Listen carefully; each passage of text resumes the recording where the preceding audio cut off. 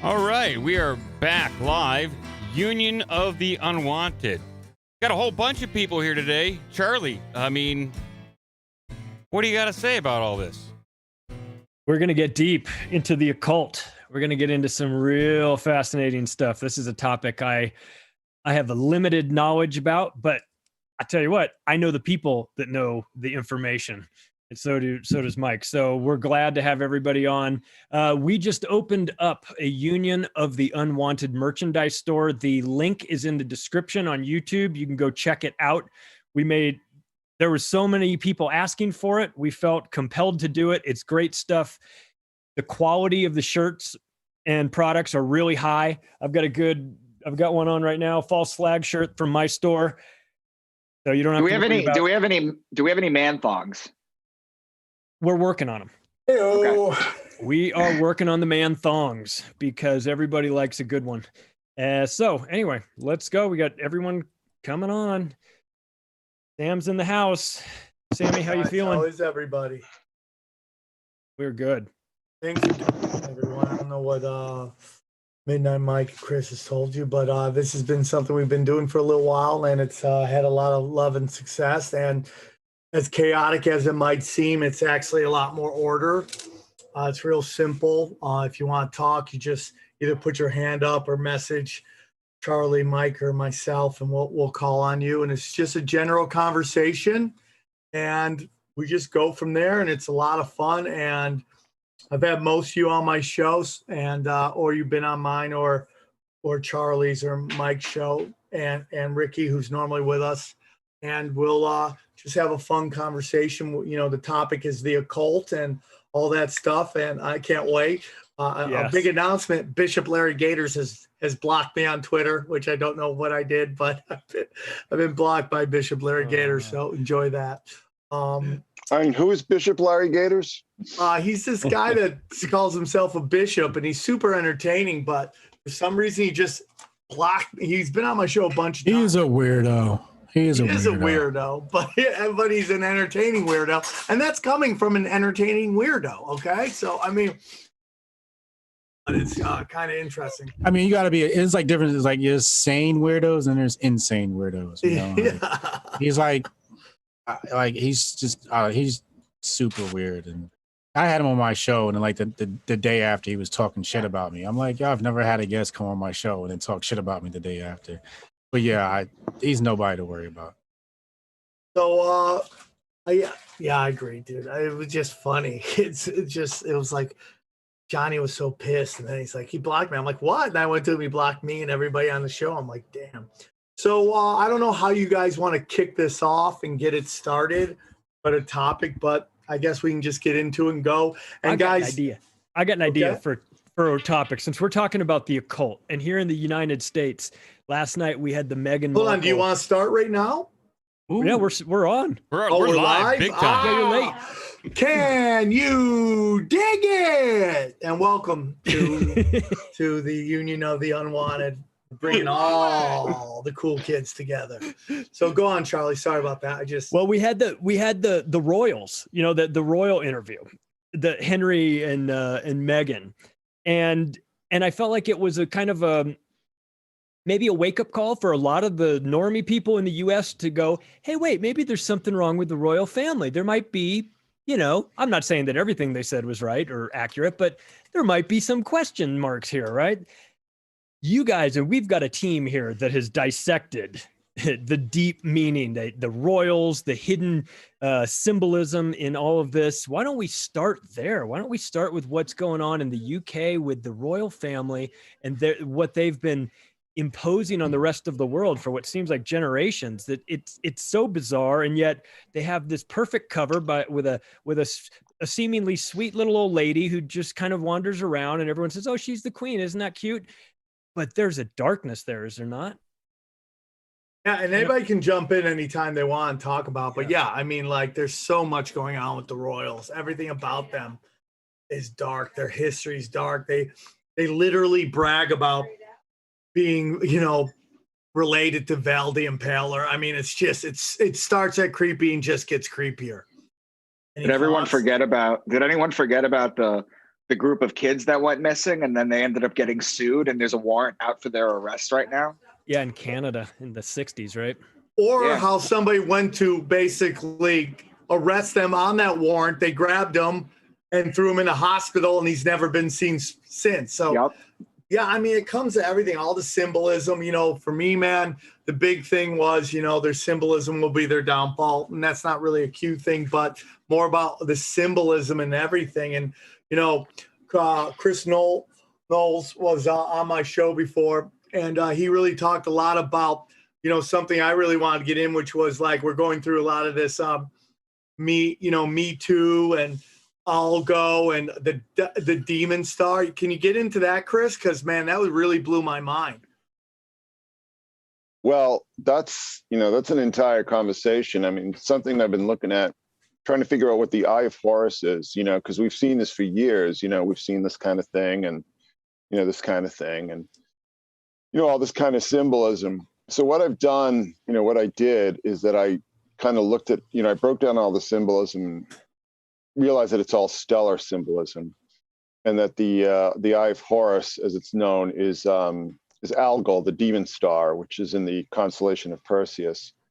And for some reason, this is really important to a lot of these occult groups and secret societies and Freemasons and so on.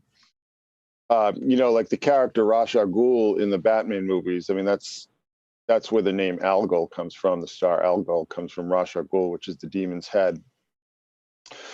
So, you know, we see this all over the place. You know, see this in a lot of royal family, a lot of their symbolism.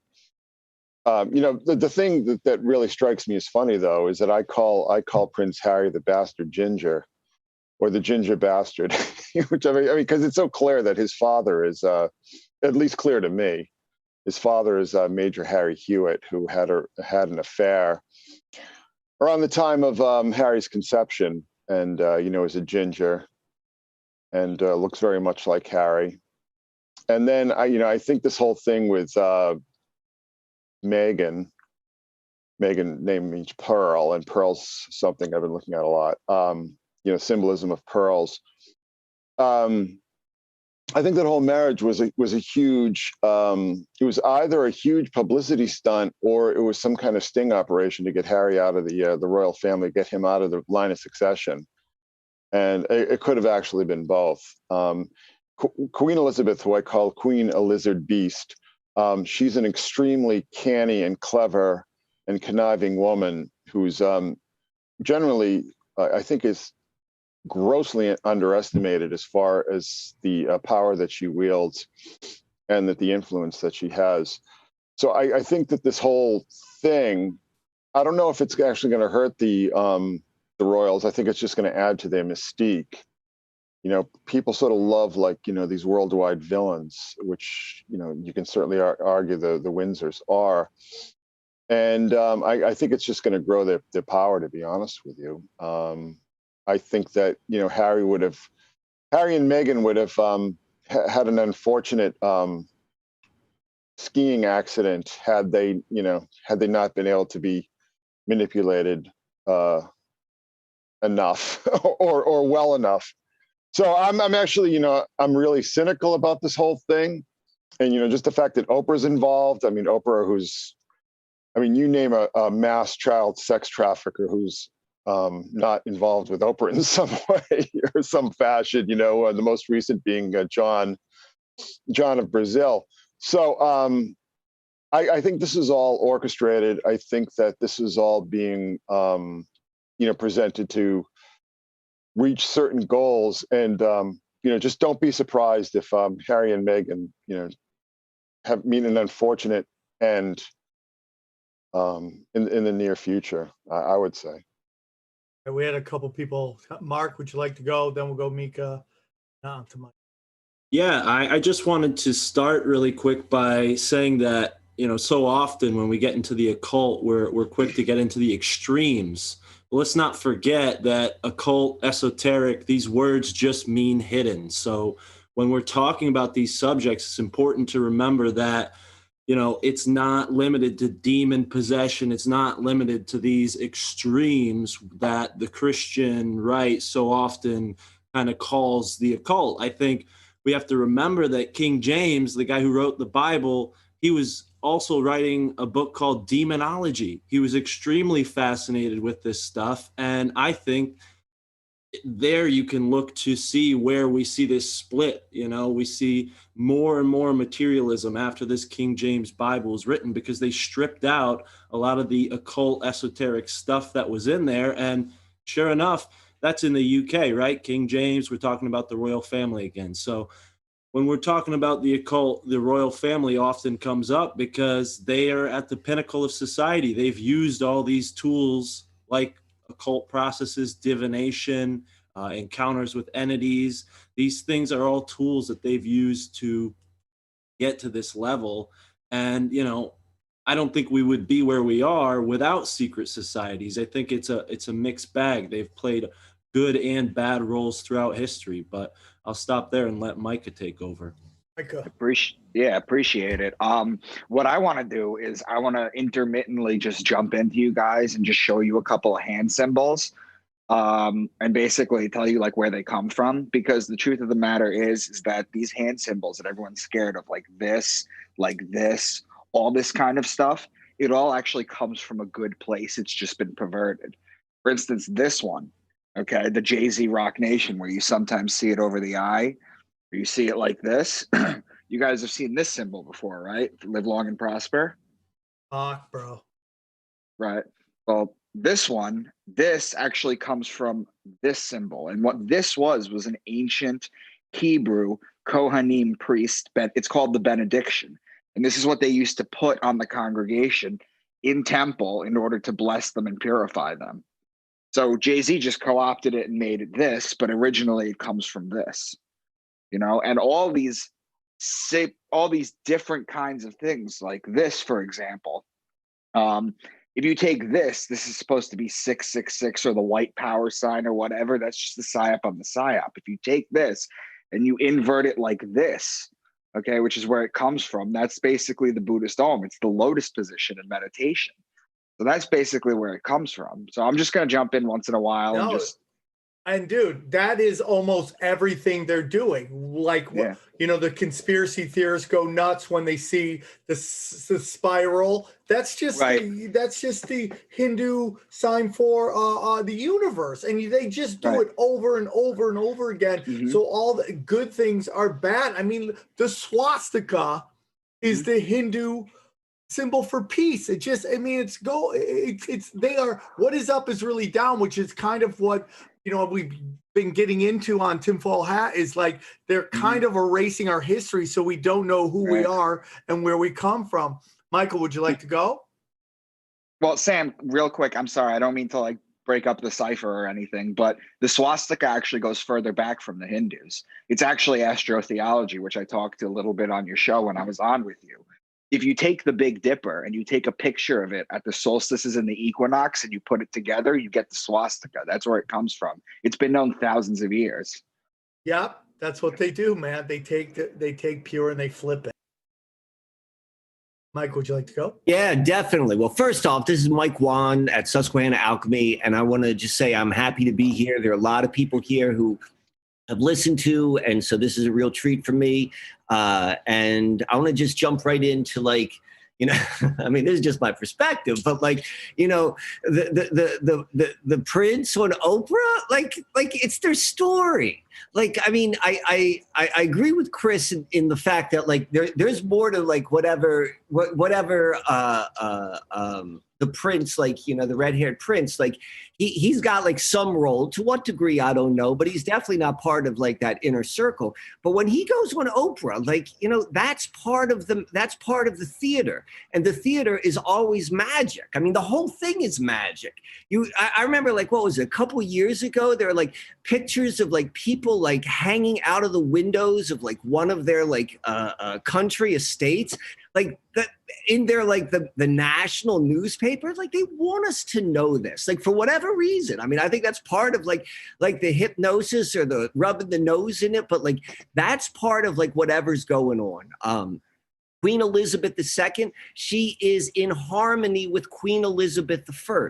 Queen Elizabeth I was the predecessor in the setting up of King James. Like this is all like this 400-year period. When she came in, like she was like completing something that began 400 years ago. So like this is I mean, the whole thing, like all of it, like we're so ingratiated with this theatrical magic, with all of these different elements of it. Like, you know, everywhere we turn around, we're looking at it. And the last thing I want to say, though, is like to understand like the nature of these individuals is like just the whole Jimmy Savile case. Like as soon as you go and like you actually see like this is true, like this seems to have been like understood by everyone. And you put that in context with like all of the other stories that are put out of like, you know, the good guys who are put in our American media and like how they're actually like monsters behind the scenes, like that's, you know, the proof's in the pudding. That's the world we live in. Those are the people who are telling our stories. Oprah's best friends with John of God. Like, I mean, you know, Did everyone happen to see Oprah's ankle monitor sticking out of her boot today? No. Stop. No, I'm Really? serious. Yeah, it's in a boot. It's in a boot. You can clearly see the head of the monitor.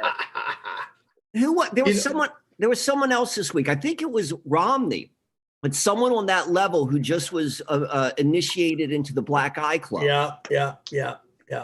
And you know, I just had 2 babies. I love them very much. They're 1 year old, and we watch a little bit of our children's television. And for some reason, man, every single kid show, they pound into you how cool the Royals are. There's always some Royals family that, oh, you're going to Dreamland and you're meeting royals there, and over there it's loving, and they just want everybody to have fun, and they're so nice to everybody in Dreamland, make believe land. And this is the beginning of the programming to worshiping royals, and that they live in this special place, and they're not like us, and they're magical. So yeah, Jay Dyer, you want to jump in? Sure. Yeah, I was just thinking back to a couple of things I put in the beginning of my book, which actually did tie into the British elites, because they're on record as actually having eyes wide shut style parties there. If you can see in the bottom, there's Prince Harry, or Prince William, excuse me, and then you've got all of the same heads of people at that party. They're also heads of the Masonic lodges. So the World Freemasonry is, of course, for many centuries been headquartered in London. You can go visit the place. It's pretty well known, and that's because it functions like a secret, like an intelligence network. So there's a close parallel between the way intelligence networks operate and the way secret societies operate. And this goes all the way back to John Dee, right? Queen Elizabeth's chief spy, who is the first 007. So he would actually sign his letter 007 to signify to the Queen what the secret message was or whatever. And he was also a famous ritual magician, right? So he was working with Edward Kelly to summon the dead, supposedly, and developed an entire mystical angel language, Enochian, right? So John Dee is one of the classic examples of how far back this occult angle on the British Empire goes. But they also used it as a front, as a way to literally do mind control, right? So I think there's so many cases now of like deep satanic level stuff that comes out in relationship to the British elite that it's almost beyond question now. It was a conspiracy theory for 20 years, 30 years. But, you look at Ted Heath, you look at Savile. I was just doing a series, by the way, on serial killers.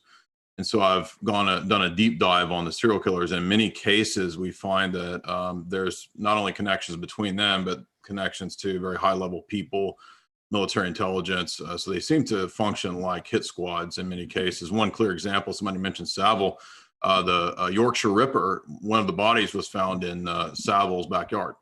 So there you go. I mean, there's so many instances of these connections, not just at the high level, but they'll use these low level idiots and goofballs, right? Patsies to kind of do their dirty work. We see the same thing with Mark Dutrow, right? Dutrow was a Epstein style operation in Belgium. And Dutrow took the fall as the procurer, and he's actually the one that went to jail. But he said, gave all this testimony that there were the Prince of Belgium was present, elite members of the Roman Catholic Church were present at their pink ballets, which were their eyes wide shut style dungeon parties. The only way anybody knew about this was that one of the girls snuck out of the dungeon. And I just dug up the 2002 article from The Guardian, mainstream news. I didn't even know this till the other day doing this serial killer deep dive. This is my last point here. I'll let somebody else speak. But there was a order placed by a satanic high priest in Italy to Dutrow. So he called Dutrow and said, I want, I don't know, 3 women. I don't know what he ordered exactly, but this is on record as part of that Dutrow affair that there were satanic elements even to the Dutrow stuff. And so you go into this stuff and you find it's a very dark,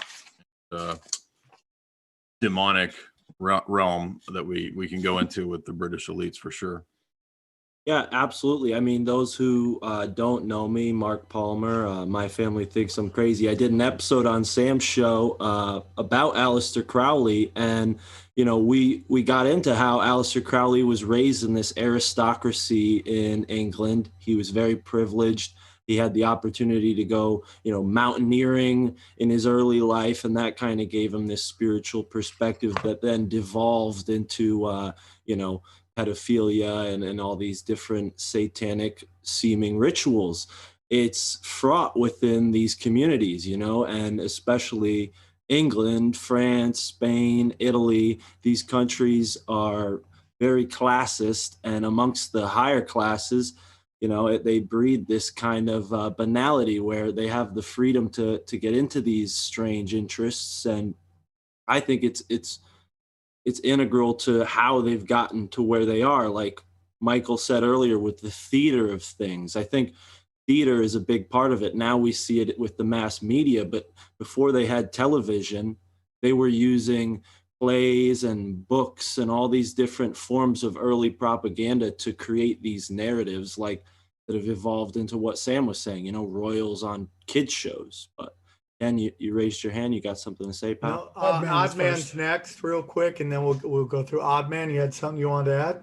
Yeah, man. I've been doing this research on this group called the Pilgrim Society, which claims to be just like a dinner society for Brits and Americans. It was started in 1902, and it came out of that whole Rhodes Roundtable. And I never thought much about the conspiracy about Britain actually controlling the U.S., and I don't really believe that exactly.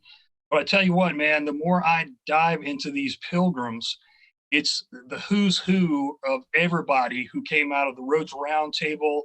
It's the royals, and the royals are a huge part of it. And in fact, they funded Cecil Rhodes partially to go over to Rhodesia and mine for the diamonds and the gold there. But if you start to connect the dots to all these pilgrims, it's unbelievable what they're connected to.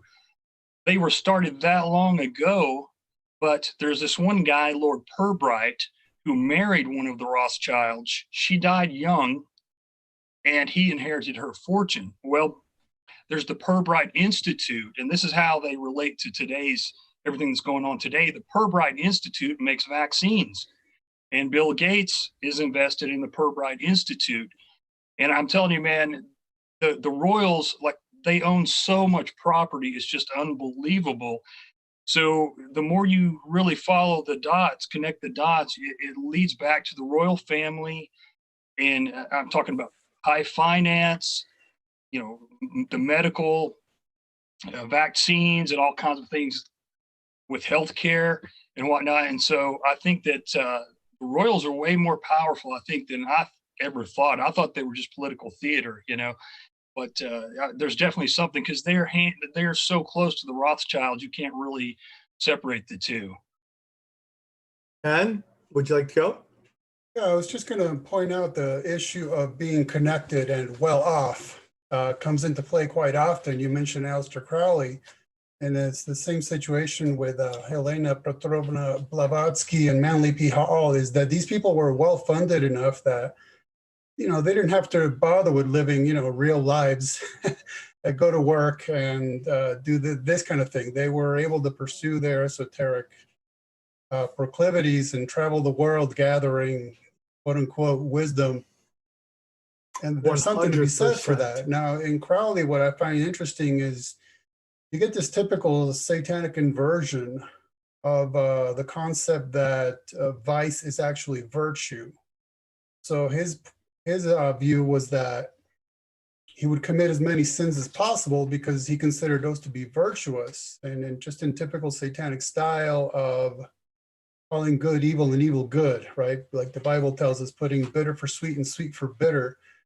Now this goes back to a man from the 1600s named Shabtai Tzvi, who noted that the Talmud Bavli, the Babylonian Talmud, states that the Messiah would come either in a generation that was altogether wicked or in a generation that would be altogether righteous. So he figures, well, can I imagine a generation that'll be altogether righteous? Yeah, not likely.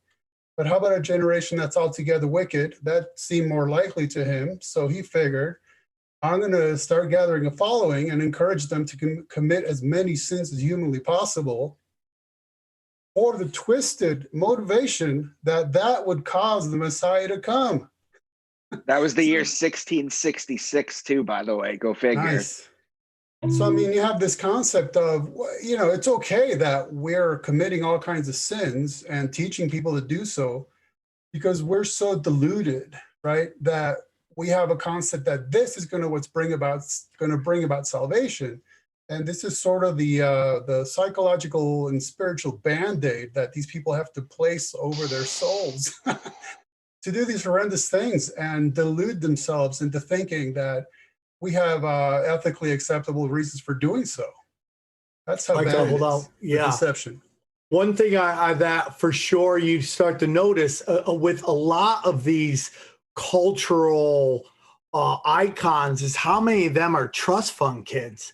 How many of them, I mean, even going back to Buddha, right? Buddha was a rich kid who just like, I gotta go find pain. And he went around to try to find some pain. You know, Aleister Crowley, same thing. And then, you know, when Mark was on my show, he brought up, you know, we just heard about how Jimmy Savile had, you know, a body found in him. You know, Aleister Crowley bragged about hooking up with one of his housemaids and getting caught, and she had to become a hooker, and she was one of the victims of Jack the Ripper. And it's just like, you see, I mean, it's the exact thing that Malcolm X and the Unabomber talked about how like there's super also, white. What's that? Go on. I'm sorry, go ahead. I thought you were done. Oh, no, just like super white liberals are like dangerous because someone said it earlier. They don't get, you know, hope and idealism fucked out of them by life. That's a big part of life, is just taking a beating and like kind of getting adjusted. That's why when I hear everyone's like, I want 16-year-olds to vote, I'm like, they've lived no life. They know nothing. We want them voting on best video game, I'm for that. Anything outside of that, wait till you're like 30, then you could start voting. I don't want to hear anything about it, okay? But yeah, man, I mean, we see these are rich kids. I mean, if you want to take a look at Nick Kroll and the things that like Nick Kroll's show, Nick Kroll's a part of, what his dad was a part of, it's like more rich kids, man, just more and more rich kids. All these people on television. I mean, the Emmys, the Golden Globes have just become like rich kid circle jerks, man. They're just like, hey, we went to private school together. Let's give each other trophies. And we're winning participation trophies. That's what it is, man. And I think that's a big problem with Hollywood right now. They've been exposed that they're just circle jerking each other and nobody wants to be a part of it anymore. Micah? Hey, so Sam, I wanted to tell you a quick story. I've been meaning to email it to you, but I've been doing a podcast or 2 or 3 every day. When I was on your show last, after it was done, I had a 32nd degree Mason reach out to me, and he told me that he had never heard the information that I had given before. He had never heard it before. And since then, my local Masonic chapter has been like pursuing me hard to join. So I thought I'd throw that out to this group. Dude, go undercover. With a name like Dank, he's already undercover. Come on. You think that's a real last name? Dank? Chris, you have something to say? Yeah, I did. I'm not sure, was it Ken who talked about the Sabbateans in 1666, Sabbatai V? The interesting thing about that is that his teachings were not in any way original. It goes all the way back to a teacher from Alexandria, Egypt, during the 2nd century named Carpocrates, who had a sect called the Macroaggressions. I'm sure Jay knows all about this, Jay. I'm sure Jay might be able to speak to this in greater detail, but it was also this whole idea of salvation through sin and somehow purifying the body through sin, all the same ideas that, became better known and more prominent during the 17th century with the Frankists and the Sabbateans really go back to this Gnostic sect called the Macroaggressions, who people like Clement of Alexandria and Irenaeus had spoken of. Jay, could you elaborate on that? Yeah, you're right. There's a lot of different groups that have these kind of antinomian tendencies, meaning that they felt like you could derive power by going against the God that's present in the Old Testament, right? So that one of the common strands amongst the Gnostic sects of the early centuries was that they thought that the Bible God is the bad guy, so it's inverted, right? And so if you sinned or committed actions against that God, that was actually a good thing, right? So in this story, Lucifer tends to become a liberator. And that's why they would have that antinomian tendency to, you can see that all the way up into like LaVey, right? Even LaVey says that when you act against that God, you're sort of, declaring your independence. One thing I did want to dovetail, I'm not trying to change the subject, was just that it reminded me that Crowley was also an MI5 asset. There's a good book by Dr. Richard Spence that my publisher puts out, Secret Agent 666, where he details the history of Crowley as a British spy. And there's evidence to suggest that even Blavatsky, too, might have been doing British intelligence work. And that's because a lot of the occultists are also spies, right? And what better cover for being a traveling mystic, going to other countries and, seeing the mystical sites. Oh, but you're also, you happen to be a spy, too, right? The Bolsheviks did this. There's a good essay on this, The Bolsheviks, Occult War, by a friend of mine who's a Russia translator. But many, many cases of this that is worth looking at as well. Mike, want to go away? Yeah, and well, I just want to drill in one level deeper and just maybe state the obvious, which what Jay was saying is like the birth, or at least the modern birth, of state-sponsored spycraft, as you talk about, like with John Dee, and ritual magic, and they're playing the conscious, playing in the invisible world for whatever purposes. Like, they're hand in hand. They've never been separate. It's just the idea that we're calling them separate, whether it's Crowley or whomever. The Pilgrim Society, you're absolutely right. That's definitely connected. So that, I think, is when we're looking at those two different topics, like you have to appreciate the fact that they're the same beast. Well, can I add one? I just remembered good example of British intelligence and the occult connection is the Berkowitz Process Church connection, right? So the Process Church comes out of England, and if you read the backstory of that, the Process Church appears to have connections to British intelligence when it started. And then it's a commonality between both Manson and Berkowitz. The members of the Process Church appear to be involved in both of those events. So, and Cropsey on Staten Island as well, there was a tie-in with because of for some bizarre reason, what's his face, de Grimston was living on Staten Island at the time.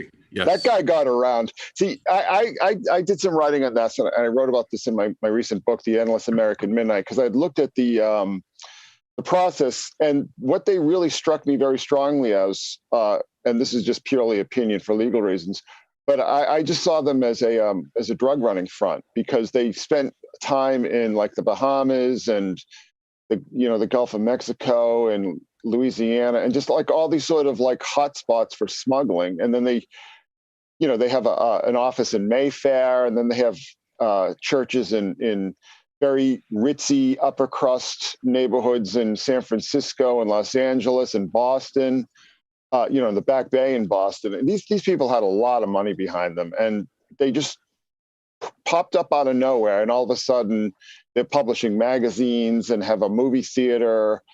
And like I said, they're going all over the Gulf of Mexico into all these smuggling hotspots.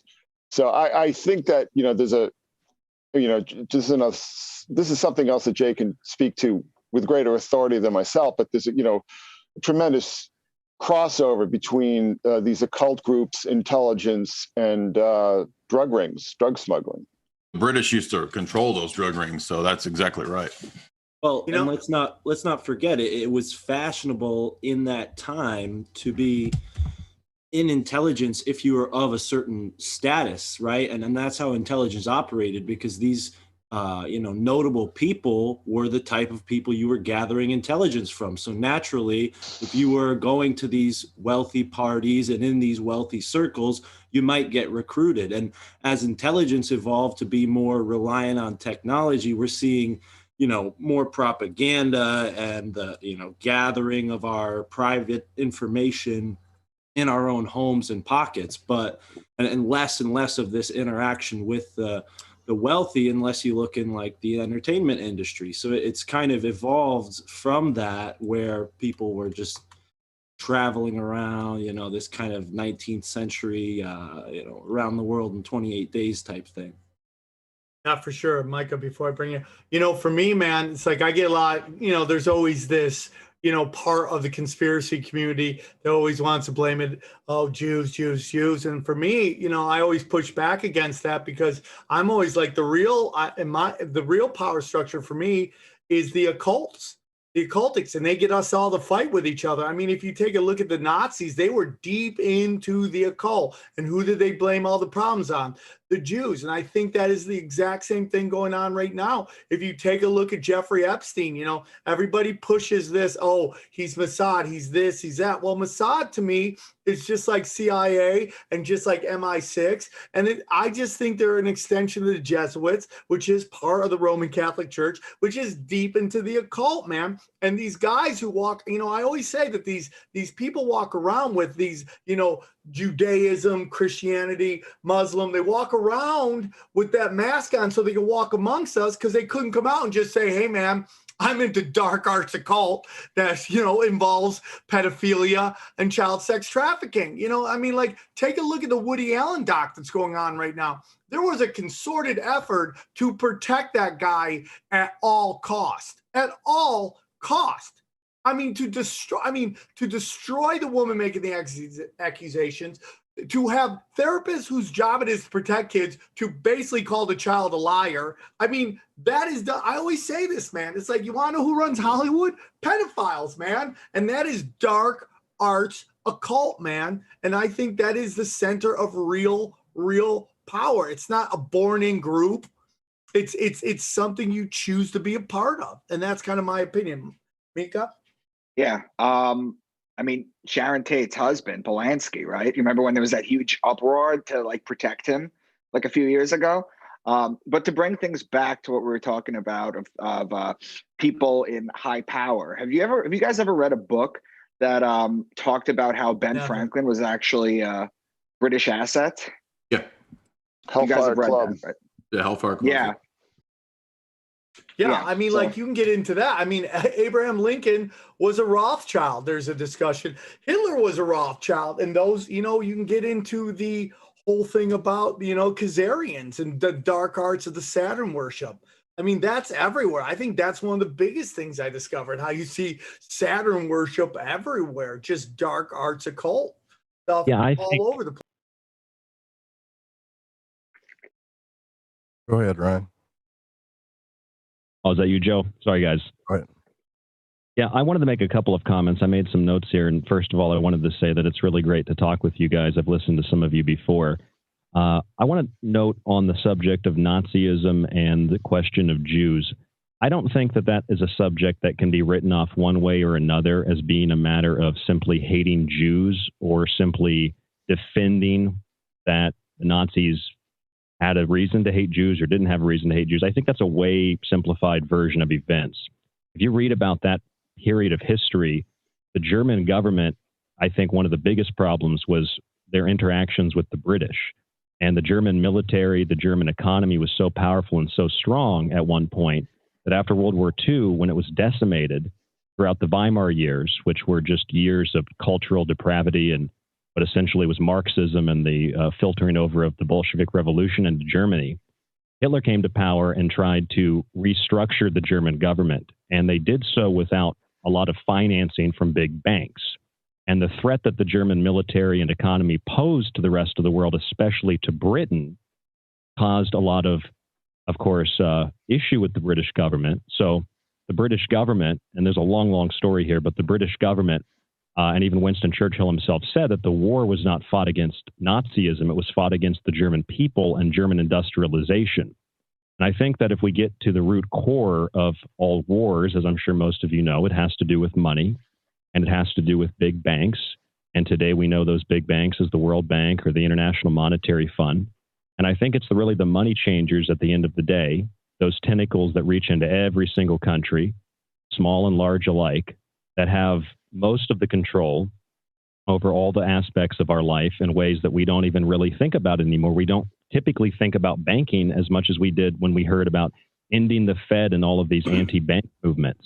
And as a result of that, I think it's interesting on an occult level when we think about banking. What is money? Money is currency. So currency is energy.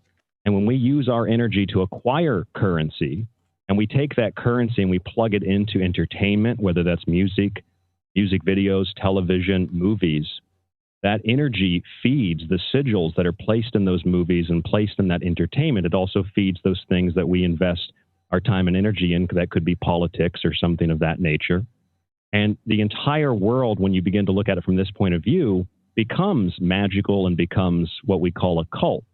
And I don't think a cult, beyond simply being that which is hidden, is a negative or a positive thing. I think occultism are the things that lay on the fringe of our institutional understandings. And when we begin to investigate those things that are considered occult, we realize that people like Manly Hall, for example, and symbols like the Eye of Horus we were talking about earlier, these are not dark symbols. They're not really even light symbols.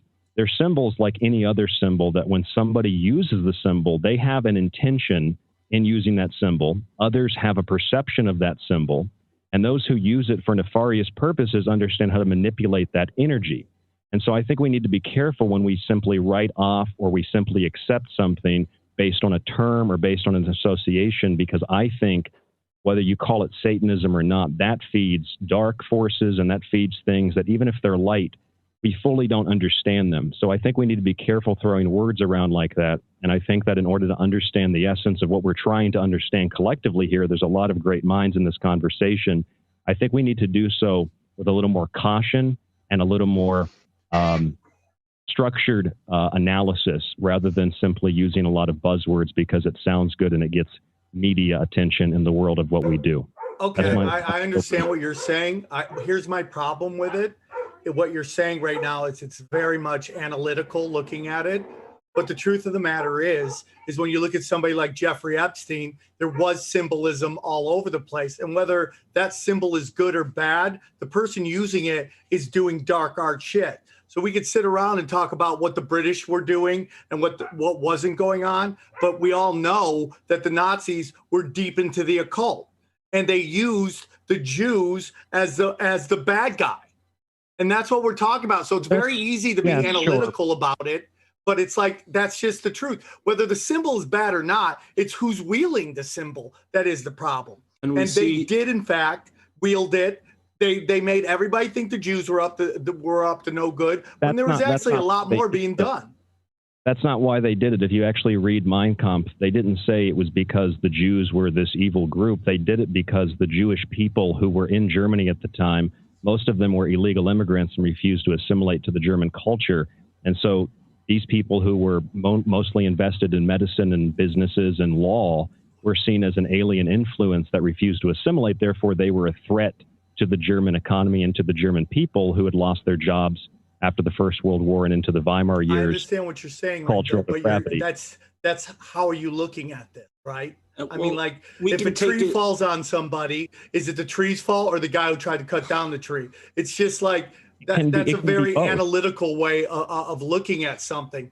The point of the matter is that they were demonized. I'm not going to sit here, I'm not trying to say, I'm not getting into this whole thing where, we can't talk about this subject at all. But what I'm talking about is the propaganda that was put out, whatever that propaganda may be, that was actually done, and it was done by a cult. But Germany wasn't the only one to prosecute Jews. It's like for sure. But we don't have to get wrapped up. We don't have to get wrapped up in the groups, because what we see over and over and over throughout history is that the groups in power are using occult practices. And I really love what you had to say, Ryan Gable, towards the beginning of that, because I had Manly P. Hall on the tip of my tongue this whole time. I'm sitting here, all of the wonderful information that's available to us in this age of information because of writers and authors who have taken things that were once hidden in secret tablets and secret scripts and now are available in all of these publications. I mean, the Philosophical Research Society,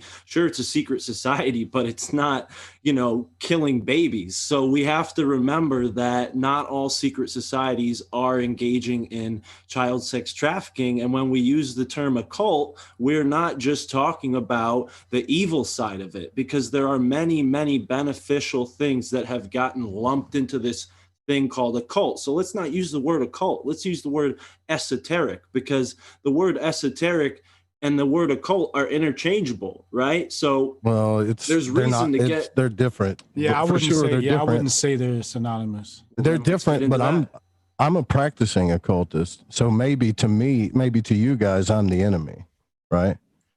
But here's the thing, like really weird on that, dude. Yeah. Like I don't think I'm the enemy, and I don't think any, like Michael, I know he practices astrology, and I think we're all going through alchemy. We're all understanding ourselves, and that's what the occult really is. It was Aleister Crowley and all of these intelligence people and everybody else that made the occult look like crap.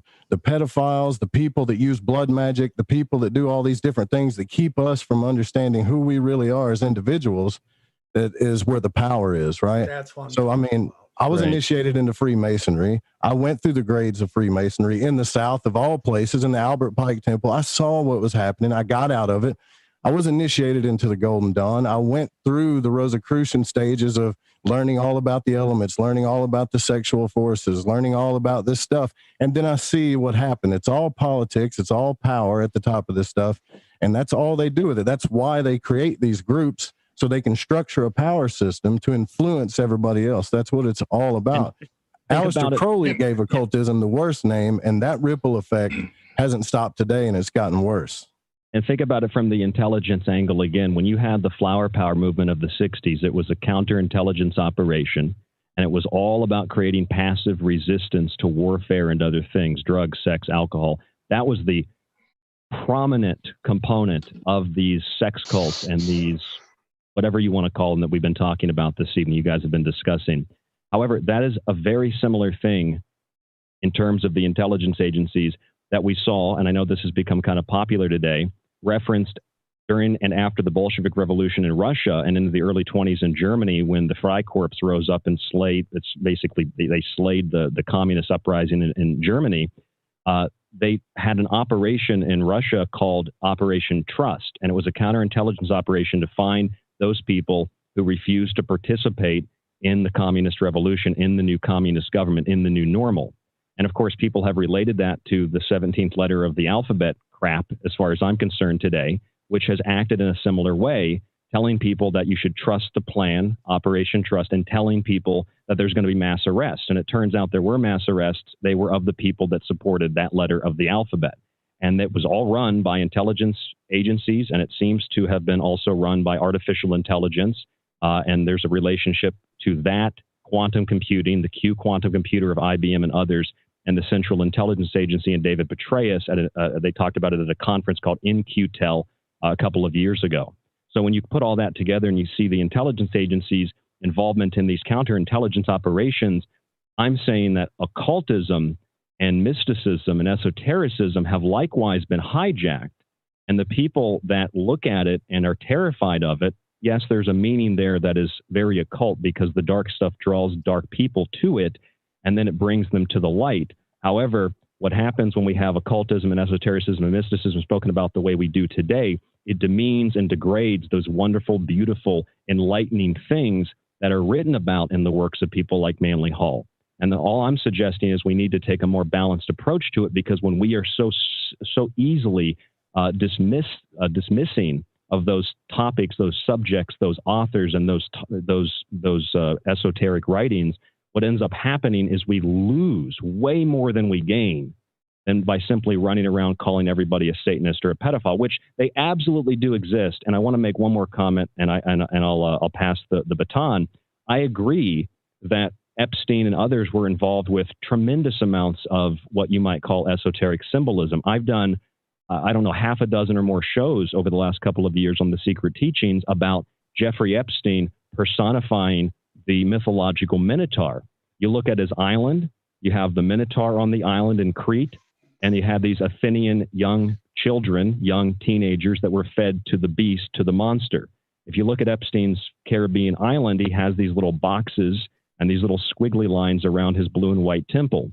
Those are representative of the maze, kind of like the maze of the Native Americans, the quest in life that we all proceed through. And if you relate that to the mythology of the Minotaur and the feeding and the sacrificing of these young children to the Minotaur, to the beast, kind of like Moloch in the Bible, and you see that the Minotaur had a woman who was a part of his mythology called Ariadne, and you relate Ghislaine Maxwell to that, you can see that there absolutely is that angle, so-called occult angle to it. But I think we have to realize that when you look outside and you see a tree, that tree is a phallic symbol, but it wasn't planted, it didn't grow intentionally as a phallic symbol. It naturally is a phallic symbol. What it is used for, sure, can be a representation of something that is phallic in a negative or positive sense. Same thing with the yoni. These are passive and active forces and principles in nature. It is natural. It is God-given. When we take those and distort them by looking too far into one or the other, and neither is negative or positive, but when we look too far into the passive or too far into the active principles, things become unbalanced and unhinged, and it creates mass confusion. And I think mass confusion and the corruption of our perception of reality today is a result of the tampering with those sacred concepts by everything that's been mentioned this evening. Wouldn't you say that's what Sam is trying to tell you that Hitler did, though? Yes, but basically. I have a question about that. I don't understand why the average person is so upset about Hitler. What did Hitler do that was so different than Mao or Pol Pot or Joseph Stalin? These people killed hundreds. Dude, totally, 100%. He's not. I don't think that's another conversation. But 100% that plays into all of this. But that doesn't change what happened. I agree with everything you're saying, brother. I'm sorry if my energy came off like it was like a confrontation. Oh, it did. I didn't mean it, but you know, I totally agree with you. Why is the genocides that have happened to the Armenians or happened to Africa, where I forget the gentleman's name, but went through and killed 10 million, 20 million Africans. Nobody talks about that. King Leopold of Belgium. Yeah. That this is part of the play that gets done to, in my humble opinion, to make Israel possible. Okay. And then on top of that allows certain things to go. So it gets back to kind of like what we were talking about. There are wonderful occultists out there, but just like a lot of groups out there, it's this small group that does all the damage and then makes the lower groups all fight with each other, right? That's how it goes with every single group. Every group has some bad apples, but the bad apples make all the other apples fight with all the oranges, right? That's all I'm saying. Mm-hmm. Everybody forgets the last half of that adage, and it's one bad apple spoils the whole bunch. Not one bad apple gets put on paid administrative leave, or one bad apple, gets to take some time off to spend time with their family. And that is unfortunate, because I know some perfectly lovely occultists. I do. Way earlier, if we could circle back just for a moment, I did want to bring up that Jimmy Savile was supposed to be Prince Harry's godfather. Charles had asked him to be his godfather. That's just how like deep, sick, and weird this whole thing goes. And what timing? Because I've got an episode of Macroaggressions that goes out on Wednesday that's all about Savile. So I mean, and you want to talk about some dark shit. When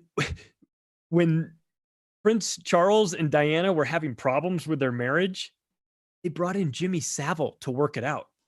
Like That's so he came bizarre. in to like That's so bizarre. That dude is so ugly. Like, when your marriage is that fucked up that Jimmy Savile has to come in and fix it, like maybe get a divorce. I don't know. Who Is goes? that your Give me the sex guy in coach? the tracksuit and the gold chain that Right, looks like that a guy. coked out Muppet. Who does that? Yeah, he's gonna fix everything. Jim will fix it. Don't worry. I just wanted to Like jump in AC real marriage quick. Counseling. I just wanted to jump in real quick with a comment about Hitler. This conversation has been very, very interesting to begin with, but Hitler has been quoted as saying that the original Jews were black and that they perpetrated the biggest scam in the world, and he was set to expose it. So how is that not targeting right off the bat? It may be targeting right off the bat, but see, this is my point. I'm not defending or criticizing Hitler or any other group or people.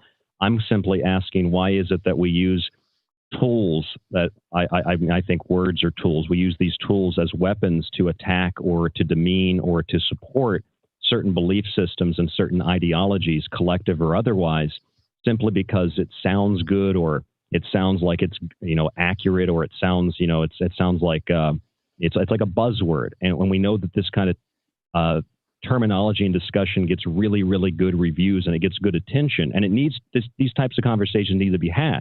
And I don't necessarily agree or disagree with anybody here tonight. I'm just simply trying to look at this from a very, very unbiased point of view. And I think that's, in my opinion, doesn't make me better or worse. I just think that that's a better way of doing it, because although I agree with virtually everything anyone who's spoken tonight says, I also have disagreements on some of those things. And I think we need to be very, very open to those disagreements. Otherwise, we risk the very thing that we want to discover and find out. We might call it the truth or whatever it is. We risk demeaning that because we're too quick to isolate what we consider to be the truth, when often what we consider to be the truth is just another red herring that leads us astray. I don't know if that makes sense, but that's my view. No, 100% that does. I do understand it. I will say though, is that you're seeing nowadays in modern day times, you're seeing that the idea of calling someone a Nazi, and it's been said so many times, but just to bring it up again, calling someone a Nazi or calling someone Hitler, it's losing its gravitas terribly, to the point where, I mean, I eventually it's going to have no meaning to it, and then something else is going to have to crop up in its place. No, probably so. I don't understand. I mean, it's a strange thing to me why people are so obsessed with Hitler. And why people don't seem, I mean, you guys obviously know I'm speaking to a lot of very intelligent, wise people tonight, and I don't mean that to pander to you, but I'm just saying that I think a lot of people have been conditioned and brainwashed by the education system to see Hitler and what happened in Germany as this horrible, terrible thing, which sure, it was greatly misunderstood in a lot of ways as well. But we don't typically look at these other atrocities. You mentioned Armenia, there's the Bosnia, there's Rwanda. It just goes on and on and on. And I think a lot of that reason is because Germany economically became a dominant powerhouse without the support of major financial institutions, and it threatened one of the greatest financial economies on the planet in Britain. And I think that that's why Germany has been demonized, because you can't have an independent nationalist country, good or evil, Nazi or communist, come to power without the assistance of the giant mega banks that control the world, essentially. And that's why I think they've been demonized in the way that they have. It doesn't mean they're good or bad, but I think the root source really and truly is money, the root source of evil, that is. Well, basically, I also remember hearing or reading an article that stated that there was only one Rothschild that died during World War II, during the Nazi everything. Dude, 15 Nazis went on trial. That's it. 15. Yeah, that is pretty crazy. That's pretty nuts. So, that's Ken, would you stupid. like to go? I think there was another reason why the Nazis get a lot of attention. Okay, speaking as a Jew, I can admit that they were quite stylish. I'll give them that much. You know, Hugo Boss made their uniforms. Appreciate that, Ken. By the way, while we're at it, I did want to read a quote from G.K. Chesterton. He said, "I could do a great many things before I came to definitively antisocial action, like robbing a bank, or worse still, working in a bank." Oh, I'm with you on that. I'm with you on that. With OnlyFans going on, everyone's like, "Would you like your daughter to do OnlyFans?" I'm like, "No, but I also don't want her working at a bank or being a politician either, because those guys are scumbags." Do you guys know about the German U-boat that transferred war materials at the end of the war to the United States military and government? Did you guys ever read about that? Anybody? U-boat 234? No. I wonder if Hitler was on that on his way to Argentina. They probably transferred other stuff, but see, this is where we get into the occultism that you guys were talking about earlier, and even stuff that relates to John Dee and Edward Kelly and the apocalypse and the end of the world. Because, John Dee and Edward Kelly were trying to basically bring about and initiate the apocalypse, and Aleister Crowley essentially picked up where they left off. And we know that Aleister Crowley had performed these bizarre rituals at Montauk, where we had the Montauk Project, and that's where the TV show Stranger Things, that's what it was based off of. And we also know that Aleister Crowley had gone to Africa and other places to try to summon the devil, basically. He literally failed at every ritual, every massive ritual he performed. He failed tremendously. Yeah, he was a horrible magician. The guy was just a scumbag, as far as I'm concerned. Yeah. You're right, Joe. Yeah, he was a horrible magician, and they've got people worshiping him today, and they sell all the books in the occult section of Barnes and Noble, and that's what people seem to be into because they don't know any better. I didn't know any better. I had to learn too. But I learned this really interesting thing from Jim Mars when he was alive. We were hanging out at a conference, and he wrote it in one of his books, and it's very well documented. And I just wanted to mention it. And this is one of my last big thoughts tonight. Unterseeboot 234 transferred a number of different things to the United States government. 2 Japanese officers, 2 dismantled ME-262 jet fighters, and a Dr. Heinz Schlick, who invented fuses for atomic bombs. Now, if you studied the history, and this is all about occultism, if you'll let me just briefly explain this, the United States government had trouble developing a fuse that would trigger in the right amount of time the atomic bomb that was being developed by the Manhattan Project. Also, scientists had a very difficult time developing enough and enriching enough uranium to even test a bomb. Now, within a very short period of time after the U-boat 234 transferred this material from Germany to the United States government, suddenly the United States had enough uranium to not only test, but to build an additional bomb. And they had suddenly a fuse because Heinz Schlick, the doctor, was incorporated into the Manhattan Project to detonate the bomb. Now, right after this, when we had, there's a lot of documentation on this, we had the German military fly these giant Ju-390 aircraft from France to within 12 miles of New York City. They photographed the skyline and they returned back. This was in the Washington Post even. And they were theoretically proposing the dropping of an atomic bomb on Manhattan. 15 to 17 kilotons would have been the bomb. Now, the little boy bomb that was dropped on Hiroshima was about 16, 17 kilotons. Robert Oppenheimer even said that bomb was of German provenance. Now, it's funny, and this is where the occultism comes in, and Crowley and Jack Parsons. We tested the Trinity Bomb July 16th of 1945, just a few months after we had top scientists saying we didn't have enough uranium to even test a bomb. We didn't have enough of an ability to build or to test plutonium or uranium bombs. So what they did was the Trinity Bomb was detonated at White Sands, New Mexico. When they detonated that bomb, they created an alchemical ritual where they set an empty vessel next to the bomb. And it was just a few years after this, in 1947, that we had Roswell and we had an influx of what people call UFOs or unidentified flying objects.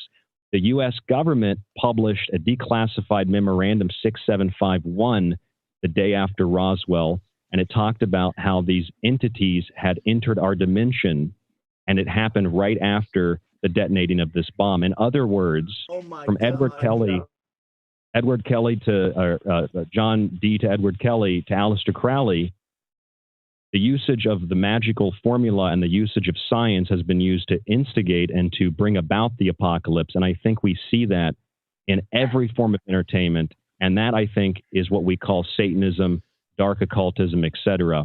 And I think it's a compilation of so many different things.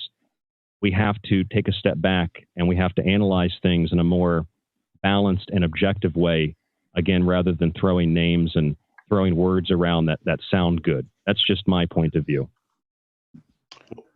Before anybody gets too excited about Aleister Crowley's earthly remains were buried or scattered in a place where cows poop now, which is about 20 miles due west of where I'm sitting right now in Hampton, New Jersey. I actually went out there. The old Germer estate is actually a farm now, a dairy farm. So, let's not get too excited about Aleister Crowley. I mean, he did die penniless in a boarding house and addicted to heroin or opium. So, heroin. So, I mean, I really don't put a lot of stock in a lot of these things. I think that the myths and the legends are a lot more interesting and exciting than and the reality in some cases. Like people who had said that Jack Parsons and L. Ron Hubbard, when they went out into the Mojave Desert to masturbate and wave the swords around, opened up this portal. But yeah, I've always said that probably if a portal was open, it was probably, at the Trinity site in New Mexico, like you saw in David Lynch showed us in Twin Peaks. The other thing I want to say, because I've actually got it going, but I don't think it's really useful to talk about the occult anymore because there's actually no such thing. The occult was once, there were all these texts coming in after the Crusades from the Middle East, of all these, I mean, even things like certain kinds of mathematics were considered occult, certain kinds of astronomy, certain sciences were considered occult. It was all the things that were hidden away from the church at the time. So there's nothing occult anymore. Everything is available. I mean, any grimoire from 12th century France is available to everybody with a few keystrokes. So I think that the term occult is very misleading and really almost kind of useless in some ways, because there are so many, like I said, the occult encompassed a lot of things. It didn't just encompass, grimoires and demon summoning. It encompassed, like, again, certain sciences and things like that. So, I think a good baseline to start with is just kind of look at, like, what are people's actions? What do people do with this information? What do people do with, certain art forms and certain rituals and certain magical practices and so on? And I think that's just a better place to start, because when you talk about the occult, it's just not a useful term anymore, and it's really something that's been handed down to us through backwoods fundamentalist preaching, which is, as Jay will tell you, is hardly even biblical in its its theology. It's just sort of a catch-as-catch-can mix of pseudo-biblical teachings and I don't know, Scots, Irish superstitions and folk magic. So I think that we should just dispense with the term and again, dispense with a lot of the legends that rise up against or rise up around people like Crowley and Parsons and some of these luminaries in the field, because I think, what they represent is interesting. They were actually pretty miserable people who died lonely and sometimes horrible deaths. And that's something that would apply to most magicians, whether they were black or white, black or white magicians, not, racial, but there's a certain phenomena that the people who invest their lives into the magical arts, it doesn't serve them well unless they can find some other channel or practice to lead them away. I think that I think that the magical arts are just embedded with all kinds of booby traps and all kinds of tricks and traps that lead people astray. Even incredibly intelligent people. I mean, we've had magicians. You talk about John Dee and Paracelsus and Cagliostro and all these people throughout history who are incredibly brilliant people who just completely derailed their lives. So I think it's more interesting in some ways to talk about how ritualism serves statecraft, how ritualism serves the intelligence community, how ritualism serves this crossover between intelligence and drugs and the popular entertainment, and get away from sort of these what I think are very outdated and outmoded descriptions about how this stuff actually works. I just don't think it's Can I useful ask you a anymore. question?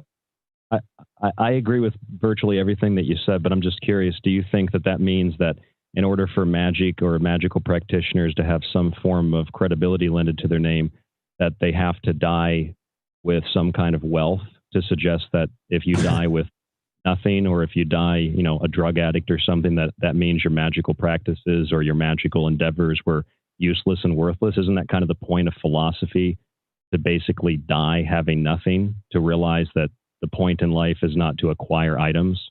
What's your take on that?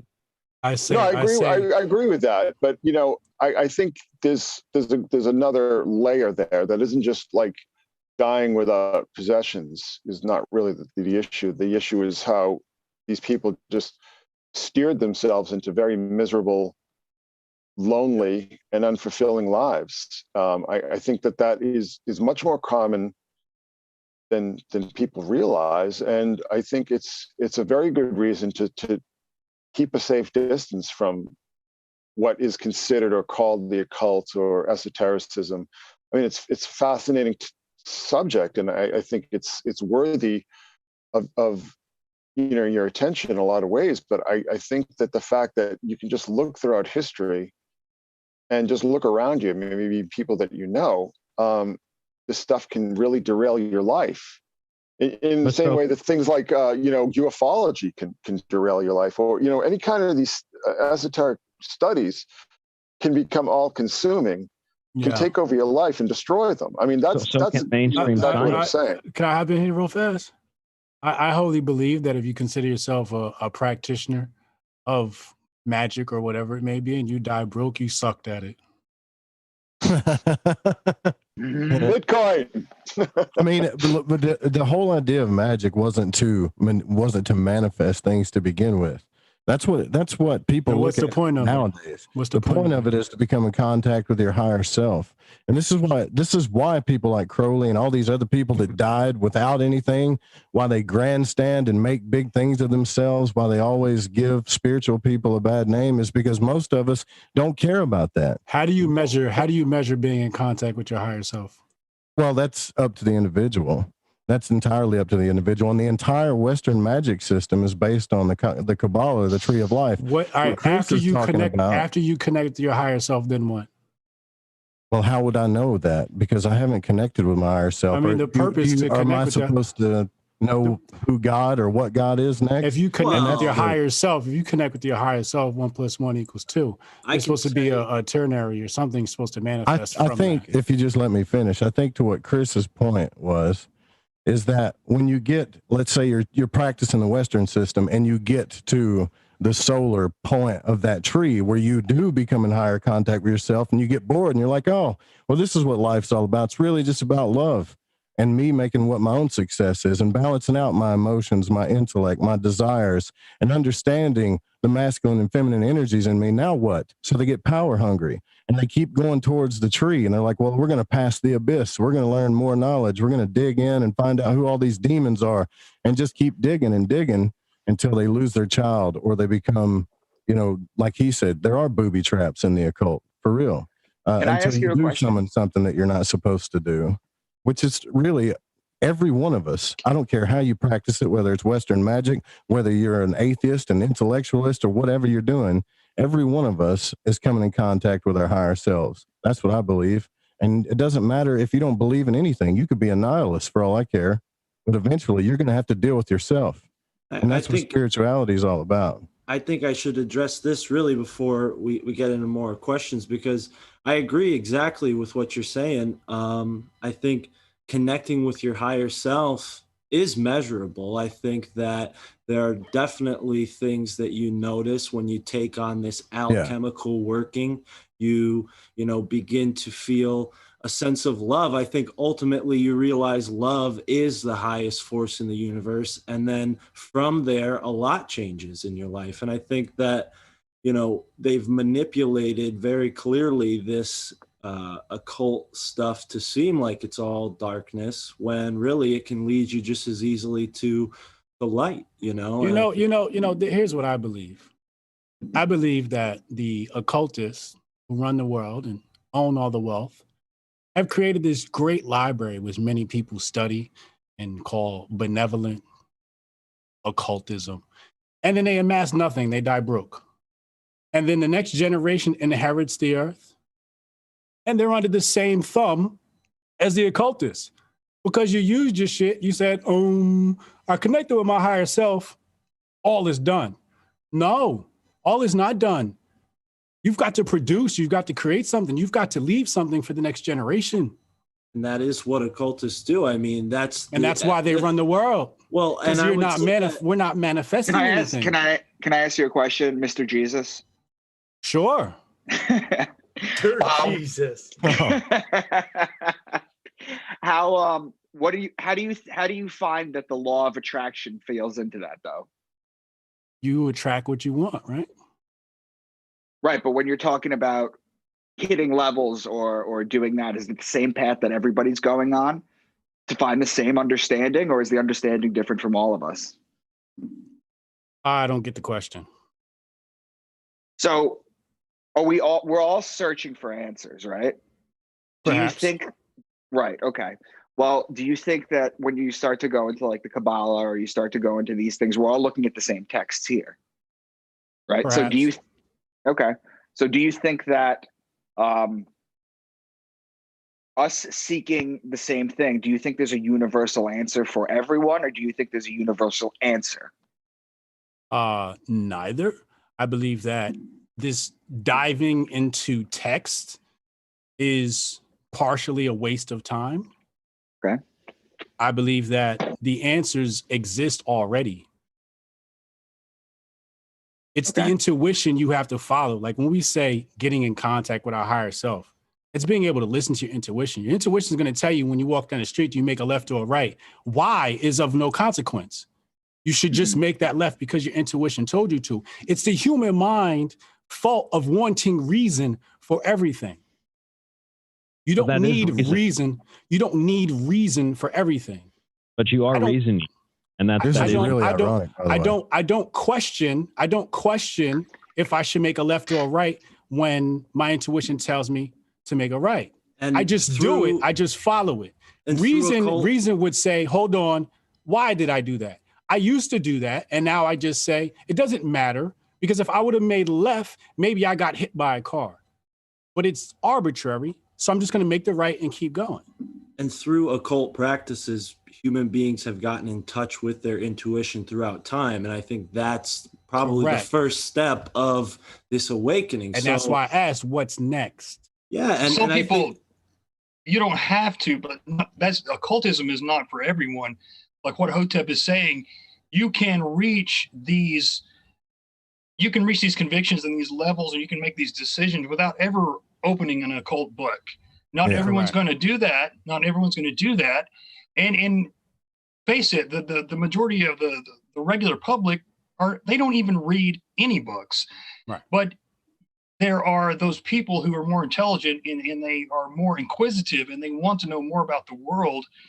And there are those of us who were born into this world questioning things, and we knew that there was more to life than what the mainstream was telling us. So I don't think you have to necessarily ever open an occult book to realize some of these things. I'm exponentially more successful after I stopped studying the occult than I was when I was studying the occult. Because I didn't really get into it that much until I actually had an out-of-body experience.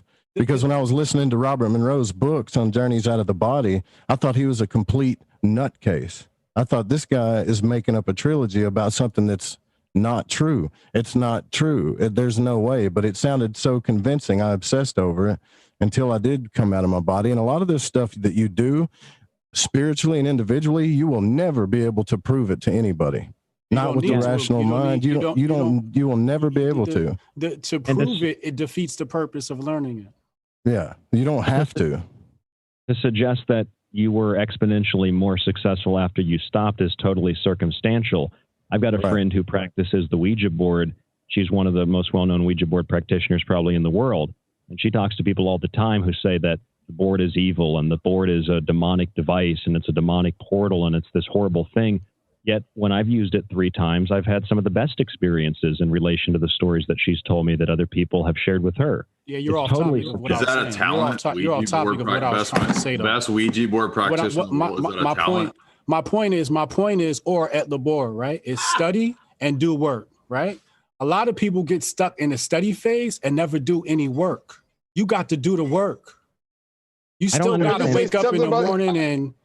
I don't understand what you're saying. I don't understand what you're saying. In occultism and in magical practices, I'm not defending or attacking it. I'm simply saying if you look at the major tools in occultism or in tarot, you've got, your magical wand, you've got your sword, your chalice, your pentacle. These aren't symbols that have some mystical meaning per se. They're symbols that represent the wand is the will, the sword is the mind, chalice is the intuition, the pinnacle is the body. Really what these arbitrary items are, all they do is help condition the subconscious mind to help auto-suggestion. Exactly. I can turn this napkin into a talisman. It doesn't fucking matter, right? I can do without a talisman. It depends on what your auto-suggestion needs, what your subconscious needs in order to manifest on what you your believe. desires. Depends on what you believe. I got a question. Hold on, I got a question. Come on, Jay. How do you become a talented Ouija board practitioner? How do you be the best of the world in that?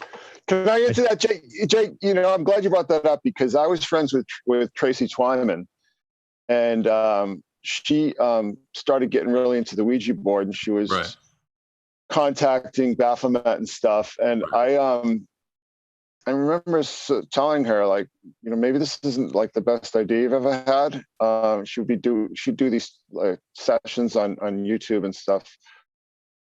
And unfortunately, we know sort of how that story ended. So, I'm not saying that the Ouija board is some sort of, great demonic talisman, but I just, it gets back to what I'm saying. It's like people can really get lost in this stuff, and you really have to have some sort of sense of distance from it. I believe that very strongly, and that's why,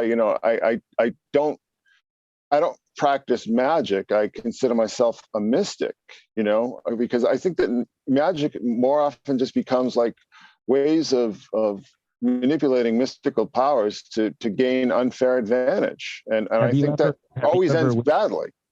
Have you ever wished somebody to have a good day? Because that's magic. And I don't think that we need to defend or attack magic or any other belief system. And I didn't say... I'm not attacking magic. I just... what I'm saying for myself personally and from my observations is that I just, it's kind of like the metaphor I always use is that, I don't know if you've ever spent any time in the ocean, but, when you're riding a strong current or something, you've got to sort of work with it and not impose your will on it, because if you impose your will on it, you will drown. You will drown. You'll be pulled under.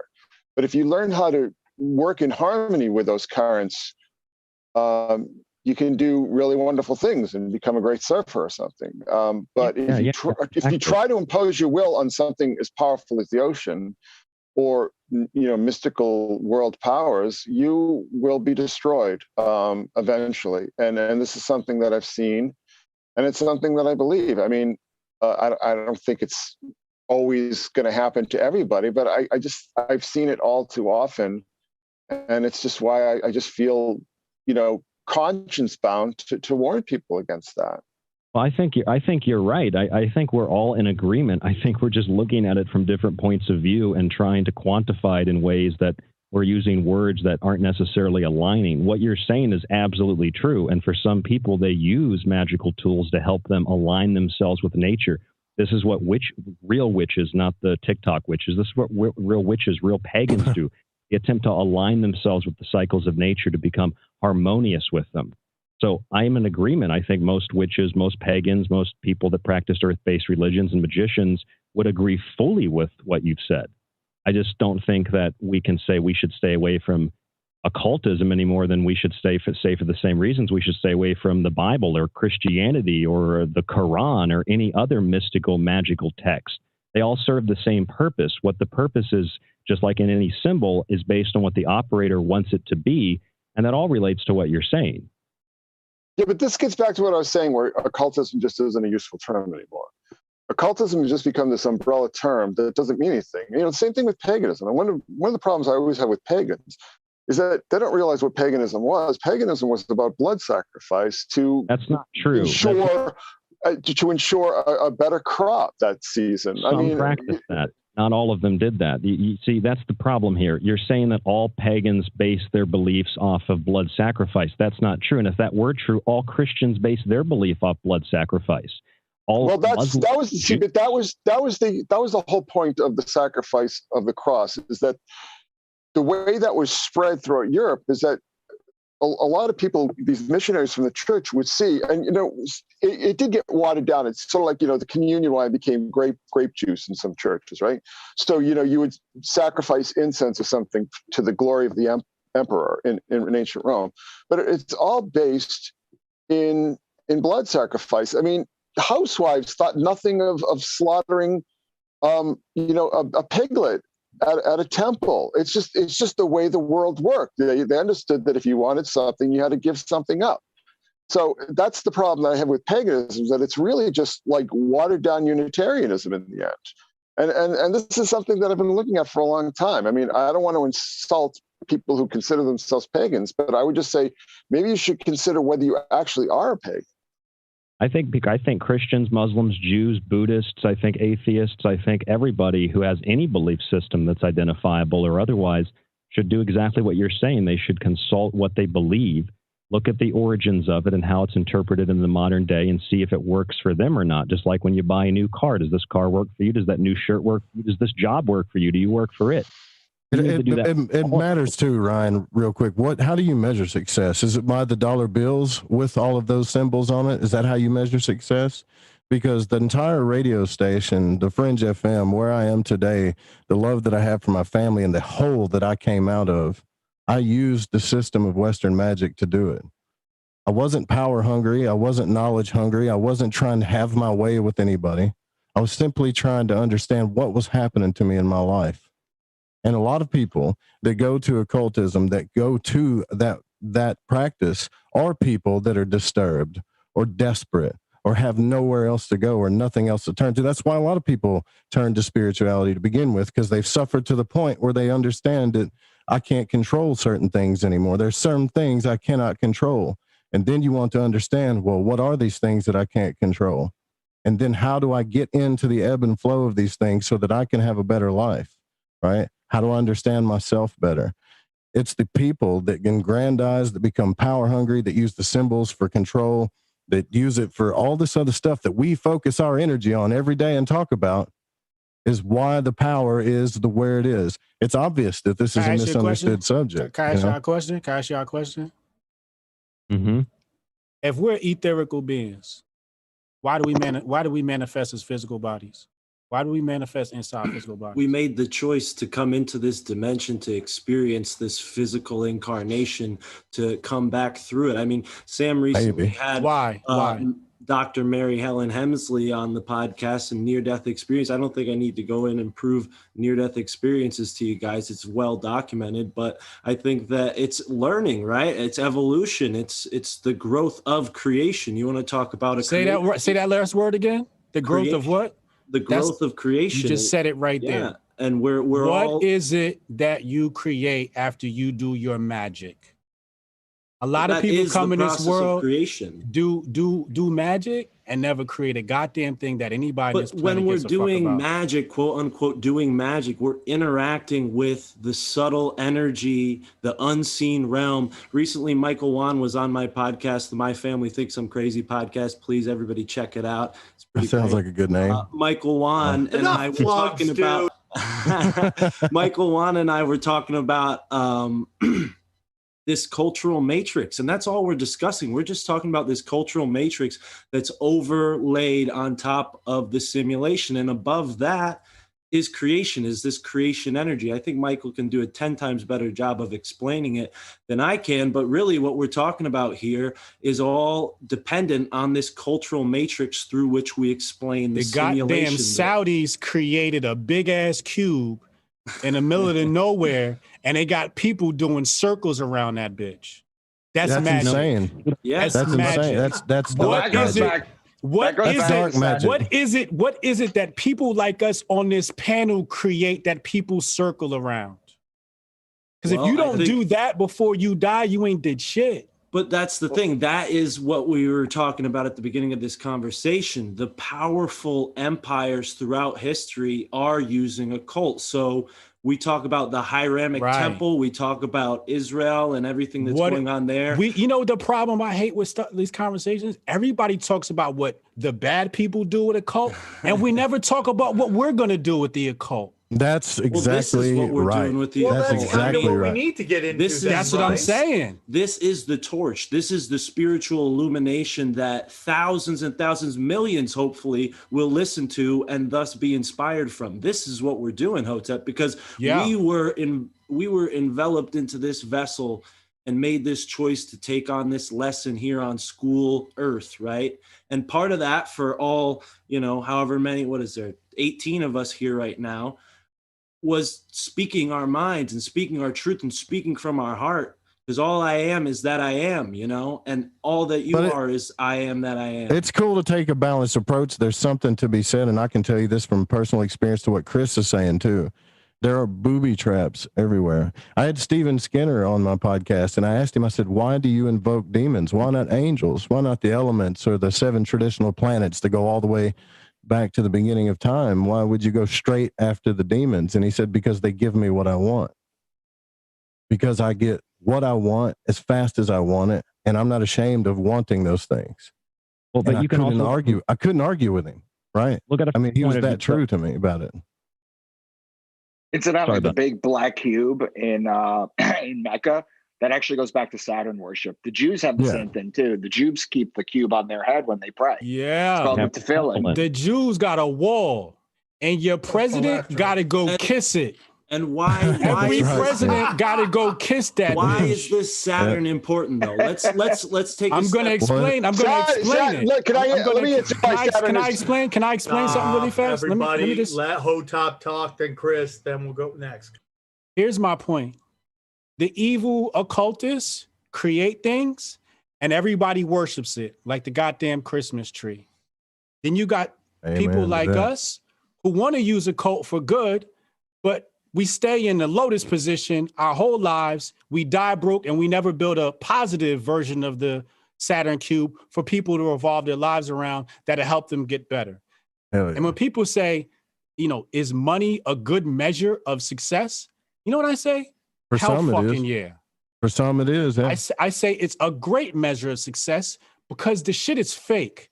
So if you can't manifest some fiat currency into your bank account, you can't manifest shit in this world. But you're trying to quantify the material with the immaterial, and that doesn't work very well. And to suggest it doesn't work very well to you, but it works very well for me. Exactly, and that's my point. What works well for you? Let me demystify Saturn worship, because I think there's a lot of nonsense about it that's out there. Saturn was considered the outermost planet back in antiquity. So Saturn was the gateway to infinity. Okay. So the whole point is that everybody wanted to transcend time. So when you're reading these stories about like fighting with the gods and stuff, what it's really about is fighting with these planetary and celestial powers that you see as gods that have power over you. So Saturn is the outermost planet. So that's your escape from time. So it's the same thing with the Eye of Horus. We were talking about Algol and Perseus, and I've talked a lot about Mithras and so on. If you look at Perseus in the sky, he's rising above the zodiac. And the zodiac is the hours, it's time. It's, the great killer, the great depriver. Time takes everything away from you. It takes your life away from you. It takes all your loved ones away from you. And Perseus is rising above the zodiac, and that's where we see this whole thing with the duality with Algol, which is the eye of the Medusa.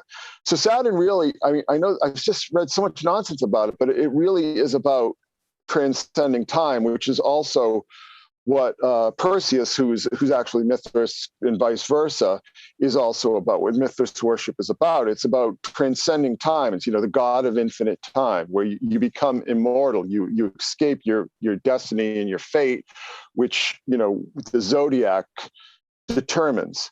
So I think that, we see so much about this, and it really kind of frustrates me because, one of the things I always say is that, the worst supervillains are not the people who think they're doing evil. The worst supervillains are the ones who think they're doing good. It's for the greater good. They think that they're saving everybody. They think that they're the most virtuous, and they need everybody to line up with their understanding of virtue. So when we see things like Saturn and a lot of these symbols that, again, that we've had this sort of like backwoods fundamentalist misinterpretation of, I mean, that's really what it's about. It's, Saturn is the escape from the planets, and the planets are the archons. When people talk about the archons, they're like, well, what are the archons? Are they this? Are they aliens? Well, the archons in the classical conception of them were the planets, because the planets had this, the whole idea of the, your birth chart and your horoscope and everything. I mean, this was universal among the ancient world. So I think one of the things that if you really want to study and really want to learn things, don't read what like the conspiracy theorists and the occultists have to say, like a David Icke or somebody. Go back and read the original text and find out what these things really mean. And then you can be like, oh, okay, and then it takes away a lot of this confusion and a lot of this emotional investment that people tend to have in these things, and you can really understand what these things mean, and they, in my estimation, they lose their power over you, and I think you can focus on things that are more powerful and true, in my estimation. I got to jump in real quick because, we're talking about Saturn. I recently had a really awesome conversation with a guy relatively new to this whole thing. His name's Ari Asselin, and he's going into a lot of the stuff that David Talbot kind of was working on too with the Saturn myth. And when we look at this astrological history of Saturn and what it used to be as this plasmoidal being in the sky that kind of, I mean, literally what we were talking about is Saturn had a hold on the other planets because of what was going on with the plasma, and it actually illuminated the sky and created this kind of golden age that humanity was living in. So if they built this rock to, try to bring back this golden age, and now we're all worshiping it and going around it, I don't think that's a productive thing, Hotep, but I do think it is worthwhile to understand what was going on in the sky at that time. I mean, Micah Dank has a great presentation on the biblical symbolism, and we see that it's all relative to the constellations and the planets, and I think we have to understand. When you talk, you're talking about the cube, right? The cube is part of Pegasus. If you just look at a star map, Pegasus is part of, it's a Perseid, right? It's part of the Perseus system of constellations. Perseus rode Pegasus, right? If you look at that constellation, there's a square within it. One of the things I'm going to be showing is showing how a lot of the symbolism in the Old Testament is stellar and aligns with these constellations. So again, this is what I'm saying. It's like so much of this mystification of these symbols is part of this process where I think they have what I consider an unwholesome hold on people's imaginations. Whether it's somebody like Crowley who thinks, oh, I'm so bad and I'm so evil and I'm making all this stuff happen. He didn't realize what this stuff really even meant, because he wasn't nearly as bright as he thought he was. And also, people sort of looking at it from that other side and saying, oh my God, Saturn's like this big evil thing where, Saturn eating its children, that was time, right? It was Chronos, right? Because time eats us all, right? It destroys us all. And if you really look at a lot of this mystery and mystery school and secret society symbolism, it's about escaping the grip of time. It really is. It's gaining immortality gaining, the sense of being outside the prison of time. Well, the thing about Saturn, though, that is interesting is the Jews worship their day of rest is the Saturn day or the Saturday. In fact, Jesus in the Bible, he disappears from 12 to 30. Why does he come back at 30? It's because the ancients used to say that you're not able to be a teacher until Saturn comes back to the point where you were born. And lo and behold, Saturn takes 30 years to go around the sun. So that's why Jesus came. That's not the origin of the Sabbath. Doesn't have anything to do with Saturn. What is it? It comes from the creation week in Genesis 1. Doesn't have anything to do with Saturn. Doesn't have anything to do with the planets. Just the 7-day week that precedes the idea of Saturn worship. You really can't say it's. I mean, in other words, the words, sounds like Saturn in English. What I meant is You modern day can apply it Jews. to something that happened millennia ago. That's just modern day English wordplay. Right. Right. That's all it is. But it's the Saturday, so it's the Saturday. It's modern day. It's modern day magic craft too. Most of the people that practice magic use the 7 days of the week to correspond with the 7 ancient planets. Mondays, the moon day, Saturn, Sunday. But that doesn't mean it's historically correct. I mean, you have to look at how the calendars were birthed and all this other stuff to see what's historically correct. I would think anyways, but I'm not a historian, but I know how magicians use the 7 days of the week and what they mean, for sure. You don't have to be a historian. You just have to know English isn't that old. Yeah, right. Yeah. I want to really get into something about, and the reason I really like this panel and want, we all put you guys together is like, whatever it is in modern day pop culture, it just seems like it's more prevalent than ever that there's this push for the symbolism, whether it's positive or negative or whatever you guys want to call it, in our pop culture. And it's really out there as much as possible. And I just wanted to get what everybody's opinion is. I've done some great episodes. Ken, would you like to kick us off on that? Yes. First, I'm doing my Queen wave right here. Wonderful. You are the winner of America's Queen, as in Freddie Mercury. Radio Gaga. I'm just joking, come on. Ken. I love you, Ken. I'm just joking. Something that I think would pull together a lot of the things we discussed. So like you're talking about pop culture, and we talked about what we all know would be called the externalization of the hierarchy, right? Today, people know more, and I'm going to keep using the term occultism. You'll have to forgive me. It's just one of those things.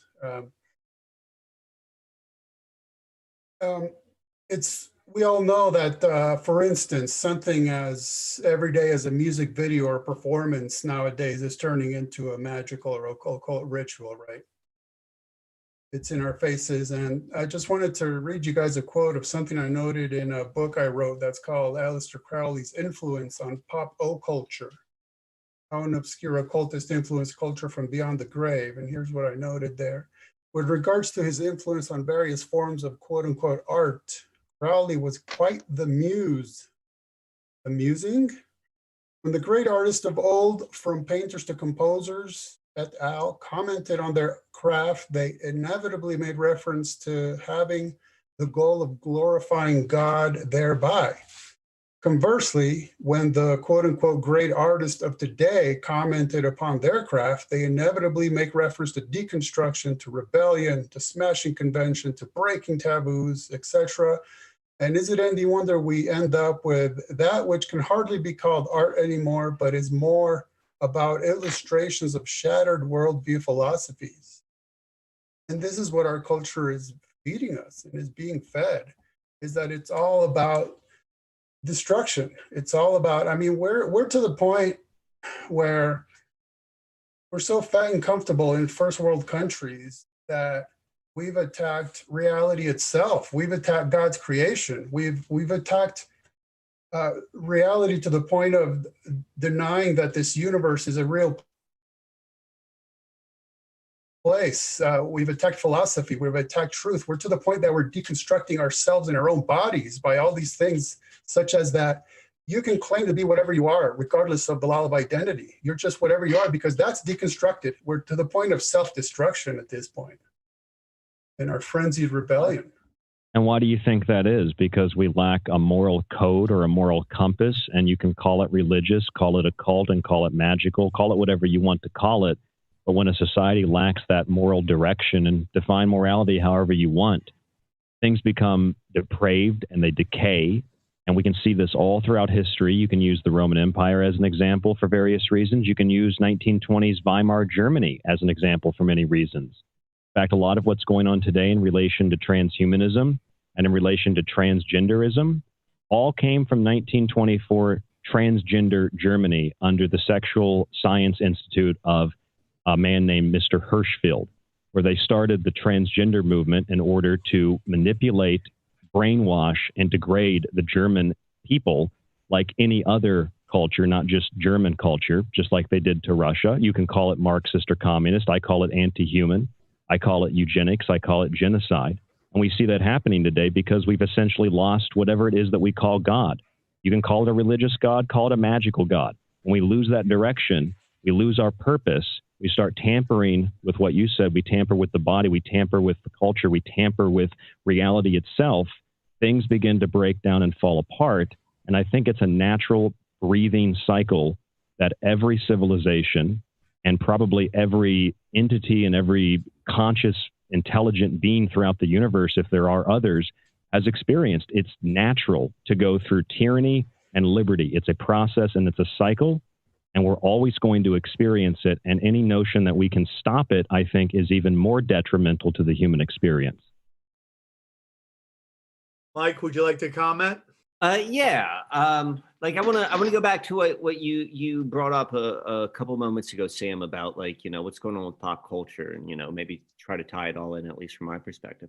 Like we started this talking about the Windsors or just royalty in general. So it's like, and to Hotep's point, it's like, you know, well, if you're a good magician, you know, like, well, what do you have to show for it? We are all living in someone else's magical world, the money system. Someone created that. We all have to participate in it. This whole thing, everything we're experiencing is within someone else, and it's all mind stuff, right? I mean, like, you know, it's we get it, but we still got to play. It's the way we see, like, what we have to, you know, the tools of the game which we want to play. So, like, undoubtedly, we're in their magical world, and it seems to getting more and more and more obvious. And, you know, it's quite evident, like, what we think of as the human being for over at least the last 75 years, like, ever since they started altering DNA with, like, you know, the medicines, and, like, it's being passed on generation, we're changing. I mean, this is no surprise to anyone here. Like, this is changing. So it's like all that stuff in the face. This is like, yeah, this is the collapse of what you're just describing, like emotionally, psychologically, magically, society, culturally. Yeah, this is the magic of destroying this particular time. I just want to clean something up. I think money gets a bad rap, and I think we need to delineate the difference between money and fractional reserve currency. 100%. I talk about money and currency because they're different sort of things. Yeah. And there's like if you're in this world, if you have to pay your bill, like, there is absolutely no problem to saying, like, I need to go and do that. And there's no problem to say, like, I'm going to reject it all and I'm going to go and figure out how to live in the wilderness. That's cool as well. But here's the thing with money, and this is, like, you know, the point about, like, the booby traps. Like, money's so friggin' seductive. It's like, yeah, like, and like, I mean, that's just the case. And so it's like learning to find that walk. And that's, you know, we each walk our own story, or our own, you know, we figure out our own way. The one point, though, I want to say, and then I'll pass it on, is like, we're talking a little bit a while ago about, like, esotericism and occultists and all that sort of stuff. From my perspective, you know, it's like, you know, there's this bubble, this magic world, which we're all, like, at least partially part of. We're playing in their friggin' computer internet and all that sort of stuff. And, like, we use different things, whatever those things may be, in order to get outside of that. You know, I've got my way. I look at it as in terms of either surrendering or control. I'm a surrendering guy, but some people are control people. It's like, you know, that's just kind of our nature. And, like, when we talk about those words, esotericism or occult or whatever, it's like using the same sort of ways of understanding the nature of reality for our experience here. So that's it. I'm putting it back in. Thank you for listening. Yeah, I think the allure of money, and like you said, I think you used the word seductive. Great word for it. That is going to tell you your level of discipline. Connection between your higher self and your ego. I can accumulate a lot of money and it not change who I am, because I've been on the other side of accumulated a lot of money and allowed it to change who I am, right? I think it's the discipline that comes along with money, first getting it, second keeping it. Investing is a whole nother story, but getting it and keeping it. But then, like, what do you do with it? How do you help people with it, right? But Hotep, isn't there that quote that says, what was it called? Money just makes you more of who you already are. Yeah. In the sense that if you're an alcoholic and you're down to your last buck, you know what I'm saying? You're gonna go get some alcohol. Yeah. You're right. Yeah. But if you have endless money, you're gonna, you know what I mean? So money is just it's a personality accelerant, is what it really is. It's like what Bill Cosby said about people who use cocaine, that they would tell him, well, it intensifies my personality. And he said, well, what if you're an a-hole? Well, as a practicing magician too, one of the first things that you want to start learning how to do is manifest money. So everything in magic looks like a coincidence. That's how you know it's working, right? Because you can't prove it to anybody else, but it's a coincidence that just keeps happening.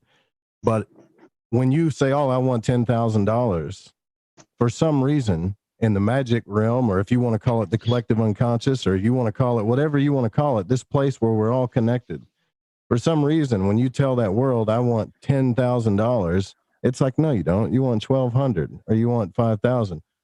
But if you magically tell it, I want this money because I want to help this family over here.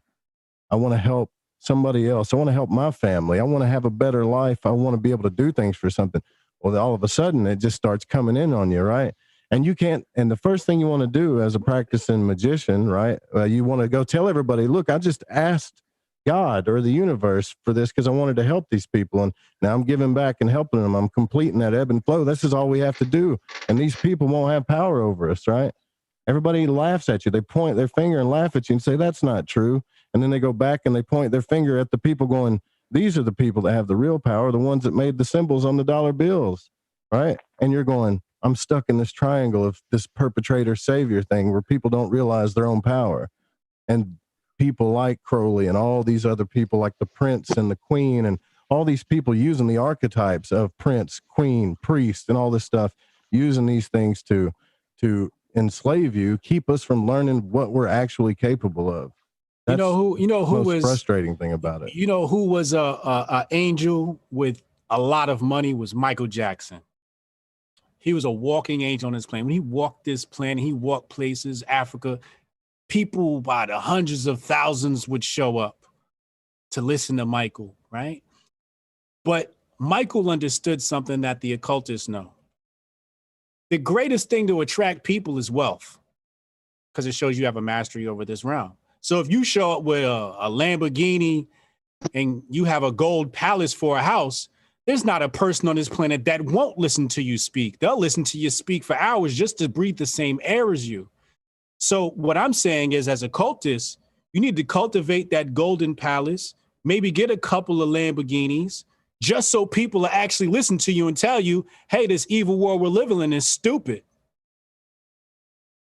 The people get enchanted by these things, by these little trinkets. So once you possess these trinkets, you can now, again, Pastor Me Shepherd, right? People are sheep. That's just the fact of the matter. Is going to be a portion of people that are going to be sheep. The question is, who's going to be the shepherd? Well, you know what? Think about a symbol like the pentagram. People look at the pentagram and they think that it's negative. They think that it's light. They have many various interpretations. The pentagram represents the four elements and the fifth, human consciousness, whatever you want to call it, protruding from the four corners of the material world, which are part of the cube that we discussed earlier, the square, the cube, the three-dimensional object that the Muslims, the Jews, and the Christians all worship in various forms. And those 5 points, the four elements and the fifth point of consciousness, when they are represented in one form, they represent enlightenment. Okay, I got a represent- question. So as a Christian, how do you think that I worship the cube? This is new to me. How do I worship the cube? Well, first of all, circles Jeff, around it. I don't know. I've listened to you for a while, and I don't appreciate the suggestion that I'm criticizing Christianity or any other religion. You just said we worship a cube. Nah, so he was just I wanna asking know for how. clarification. He's just asking for clarity. He didn't take it as a shot. He just said, how are they worshiping the cube? Okay, well, I don't know how you can interpret what he's saying because he said it, but I will answer the question. The cross, when you draw the cross out, the cross is the astrological symbol and part of Saturn. The symbol of Saturn, as we discussed, is the cube. When you take a cross and you expand it and you fold it three-dimensionally, it forms a cube. Yeah, but that doesn't mean I worship the cube. So because That's not the Christ origin died of the cross. That's not the origin of the cross either. No, the origin of the cross is from sun salutation. Yes, it's the zodiac wheel, and it represents the turning of the wheel, and it represents time. No, it represents somebody's. It It represents somebody who wakes up in the morning, faces the sun, and goes, "Wow, this shit is fucking beautiful." And you look at their shadow, and it looks like the cross. That's the origin of the cross. That's one interpretation. That there are millions. Yeah, I was told that. I was told that it was. I gotta. So you said earlier that we can't reduce these symbols to one thing, and now you're saying that you're reducing the cross to this. Nope, I think that's a leading suggestion. I'm not reducing. Well, that's what you said earlier. You said we can't reduce symbols to one simple meaning. They're I did say that. I'm not reducing. But you just said that the cross is a cube. So you just did that. Everybody has yes, and I'm saying that everybody has their own interpretation of what the pentagram is. Everybody has their own interpretation of what. You said everybody who's a Christian worships the cube. Well, they do in essence, but they also worship the cross under various other different definitions. But you had to do like origami to get the cube. Why is that funny? It is the active and passive principles. It's the phallus and the yoni, the vertical and horizontal bar. That's another interpretation of the cross. If you turn it sideways, you get the X. You get the active and passive principles of fire and water. But you keep flipping back between it being the case and it being an individual interpretation. So it can't be both of those things. Like, is it objectively that, or is it just? But it can. In magic, things can be. A symbol doesn't have to be one thing or the other. The circle, especially sacred geometry, but the circle has many truths to it. The cross has many. The cube isn't Saturn neither. That's the cube is not Saturn, and the Saturn is the hexagon because it's the I'm not planet. talking. Yeah, that I agree with. The hexagon, and you can create a cube out of that, but that's not the point. The cross can be turned into anything you want it to be turned into. Turn it sideways and bend the edges, you get a swastika. It's the sun wheel or the sonnen rod. There are various interpretations that you can derive of the cross. So is it subjective and interpretive, or is it something that's objective? Can you tell me which it is? Because it's one or the other in your argument. I believe that it is both, Jay. I think that you can have an interpretation, and your interpretation is right based on your belief system as a Christian. I have no belief system, nor do I have a belief system that I'm an atheist, as if that's some opposite belief that people have. All truth is relative, is what you're saying. I don't even say that it's that. I think things just are. I think it's I am the I am. I think that things are as we perceive them, and our perceptions change, and we should allow them to change, whether that's through science or it's through faith. And I think that we need to allow ourselves to change our perceptions and not hold on to a belief system, because if we do that, as long as we don't abandon our faith in the advancement of knowledge, if you will, as Solomon asked for wisdom and was granted wisdom for wisdom's sake, kind of like Joe was saying, then I think that this allows us to have a much more balanced approach to the way in which we view the world, rather than identifying ourselves as Christian or Muslim or atheist or Jewish. Okay, but what you said actually is a belief system. So just saying I don't have a belief system and then saying those things, which are a belief system. It's a belief system of not having a belief system. Yeah. But incidentally, Solomon didn't ask for wisdom's sakes. He was asking for wisdom because he was a very young man who suddenly became king. He straight up needed the wisdom that would be utilized to rule his kingdom. Solomon took a dive too, by the way, at the end of that story. Hey guys, I need to jump off. Yeah, I do too. It's I really enjoyed it though, and let's do it again sometime. Yeah, I got to jump too. I just want to say a quick shout out to everybody on the panel tonight. I think it was a great group of minds. Radio, Jay, the call-in user guy, Ken, Mark, Great, Chris. Great minds. Michael, I loved your mind. Odd man out, Micah. Great minds. I enjoyed my time here. I got to go. Love you guys. See you next time. Thanks, Hotep. Likewise. Yeah. Good night, gentlemen. Thank you. Chris, thank you, man. Have a good night. Take care, guys. You too. You guys. Bye-bye. I got to run too later. Take it easy, Jay. Well, Yeah, my meal time is calling me. I think I woke up around 3:30 today. I'm absolutely wiped. You got cornered, Ryan. Did you see that? You cornered yourself with your perceptions. Well, Right? they can corner me all I want, but a belief is a belief, and having no belief system is having a belief system. And I'm not interested in defending or attacking a belief system. I just don't like the obsessive, compulsive collectivization of Christianity as a warlike ideology that has to be waged on other people. And I don't like how people use it as a destructive tool to free thought. That's what I don't like. no, absolutely, and I think you've done a good Switching job over. for making a case for the occult and as not what Christianity portrays it as. I think you did a great job of that tonight, and I don't want anybody to think that we were all fighting about anything here, because we're all going to come from different paths to reach the same truth, right? So even though Christians tend to look at all the occult as one thing, and that thing tends to be wrong, I think there's historical reasons for that are worth analyzing. And once you do, you might see that we're all believing in creationism. I kind of think that's the overarching truth, really, is that this is all consciousness, and this is all important for the growth of our personal development and our consciousness. I don't know. Everybody kind of bounced. Mike's here. Hey, yeah, man. I'd like to ask a question to you guys, especially Joe, because I know he's very versed in these things. Because I too am a Christian, but I'm not like trying to be any kind of, I'm no representation of anything, because I'm half crazy, and I'll admit that. But I do like to look into the occult, man. I got tons of occult books back here. I listened to Manly P. Hall just today.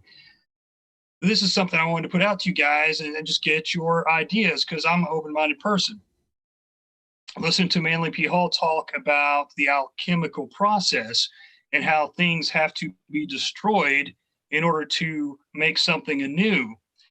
And, he talked about order out of chaos in that same process. And the first thing that I thought that popped into my mind was the Great Reset and Build Back Better is if you understand that, of course, hidden things, the occult, can be used for good or bad.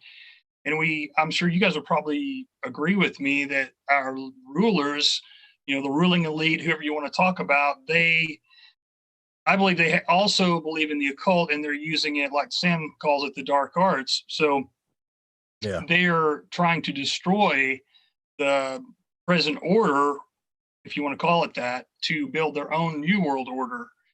And so I was just kind of curious on how you guys saw that, how you see that. Well, that's exactly what they're doing. To get into the ebb and flow of things, to get into the ebb and flow of nature, of the astrological forces. I mean, why is the United States, the big power in the military, when they're building, is using the archetypal force of Geburah from the Tree of Life? It's like, it's the Pentagon. The Pentagon is the archetypal force of Mars. They're putting that big symbol up there to, lay it down and say, we're the king of war here. And they did it very well. And they're doing the same thing with money. They do it. I think what you'd find even more interesting is how they get into the ebb and flow of when things are timed. Look at certain things that happen, like shootings or things that are 9/11, or things that are really obvious as to what's going on. And look at the planetary day, the planetary hour this stuff happens. Look at all of it. You'll see that they are tapped into it in a certain way. And there's not one big person, and some of the best astrologers will tell you this, that there's not one big person out there that has a lot of power that doesn't have an astrologer somewhere. They all have a hidden astrologer somewhere, man, that they go to, because astrology, essentially the occult is astrology, alchemy, and understanding that magic, understanding alchemy. It's all alchemy. So if they get into this process of birth and rebirth, death, and all what you're seeing now, the Great Reset, Well, they're doing it for you. You can just be a little sheep and just go along with the program, and they'll play with the forces, and until you learn that you're the one that has it inside you, and you don't, then it has no power over you. You can see what they're doing. You know?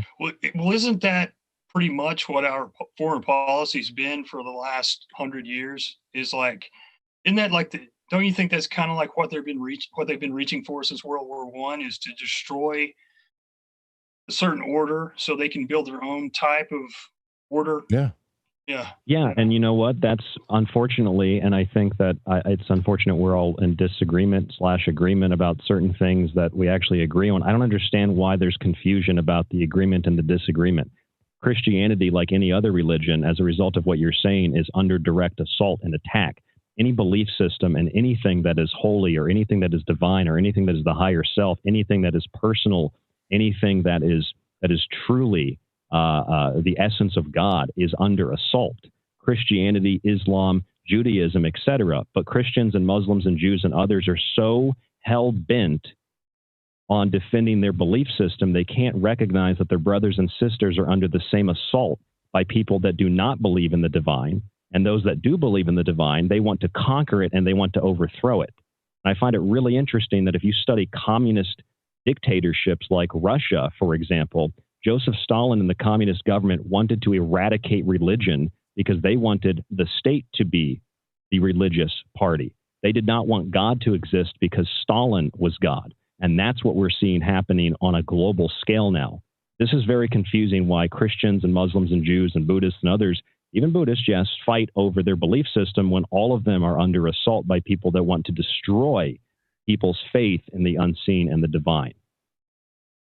Real quick, and I'll let somebody else talk, but don't you think that possibly that's because of the propaganda that we're assaulted with 24/7? Like, they're trying to tell everyone that all these different groups, that this group is against you. You know, they're trying to divert our attention away from who's really against all of us. Yeah, I definitely do. I'll let you take this, Ryan, because I got to go. I have to make a phone call. But it was really nice meeting you guys, especially Michael. It was good seeing you again. Charlie, it was good to meet you. Odd Man Out, Steve, Mark. Thanks for letting me on here. Mike, Midnight Mike, my favorite person on the planet. Thanks for letting me come on. Hey, see you guys. Nice Speaking of that, Michael, you had something to say? We need to thank the Fringe FM for carrying the show live for the first 2 hours. We really appreciate that, Joe. Yeah, it was a lot of fun. Awesome. People can catch Joe's show. People can catch Ryan Gable's show there as well. We're going to wrap it up, but let's go around real fast and everybody just tell us who you are. Tell us where people can find you. Let's start with Mark. All right. So I work for Sam, obviously, but I have my own podcast called My Family Thinks I'm Crazy. You can check it out where all podcasts are found, or go to myfamilythinksimcrazy.com. But it's been a pleasure being on here with everyone and everyone who left. I'm sure we'll put all their information in the show notes so you can check out who else participated in the conversation and get their podcast links. But go ahead, Steve. So I'm Steve Poikinen. I host a show called Slow News Day, which you should find on the Rockfin before you find it anywhere else. Account's free. I also co-host the Free Assange Vigil and Anonymous Bites Back. If you're anywhere near Washington, D.C. on St. Patrick's Day, come out and see us. We're holding an event to kind of raise awareness about the U.S. government trying to take international jurisdiction over the press and torture a journalist and publisher in the process. There's a secondary fuck censorship protest that is going to meet us. We will be marching at that point from CNN to Google. We are encouraging civil disobedience and free assembly while we still can. Yeah. Michael. I'm Mike Wan. I'm with Susquehanna Alchemy. You could go and find my stuff. Probably the best place is susquehannaalchemy.com. This was a lot of fun. It was very interesting to hear a lot of different perspectives. I enjoyed listening to get all heated. Hearing grown men. Odd man out. I'm a little disappointed that I did not get to respond to the very thoughtful question you put up at the end, because I've gone deep into that, and we could have an interesting conversation. Maybe that could be in the future. But anyway, everybody, this was a lot of fun. Thank you for having me. Great to meet you all. Odd man out. Right, man. I just want to say, Charlie, it's been a pleasure, man. Much respect to you. I just want to say, as a guy who also shaves his head, I wore a hat because I was like, if two kind of pale guys that are bald, people might get the wrong idea what kind of show this is. It's too much sexiness. I understand, and I appreciate that. That's thinking, you know, for the common people. We get balanced out by Steve. Right. All that hair. Yeah, and my wife envious. said too, she said that she saw a picture of you yesterday, and she said, you and Charlie could almost be brothers, but he's a little bit more handsome and way more successful than you. Like, these women who are so brutally honest, I don't know, man. But anyway, my name's Odd Man, and I have a show called The Oddcast featuring the Odd Man Out, and I talk about a lot of cool stuff, the occult, secret societies.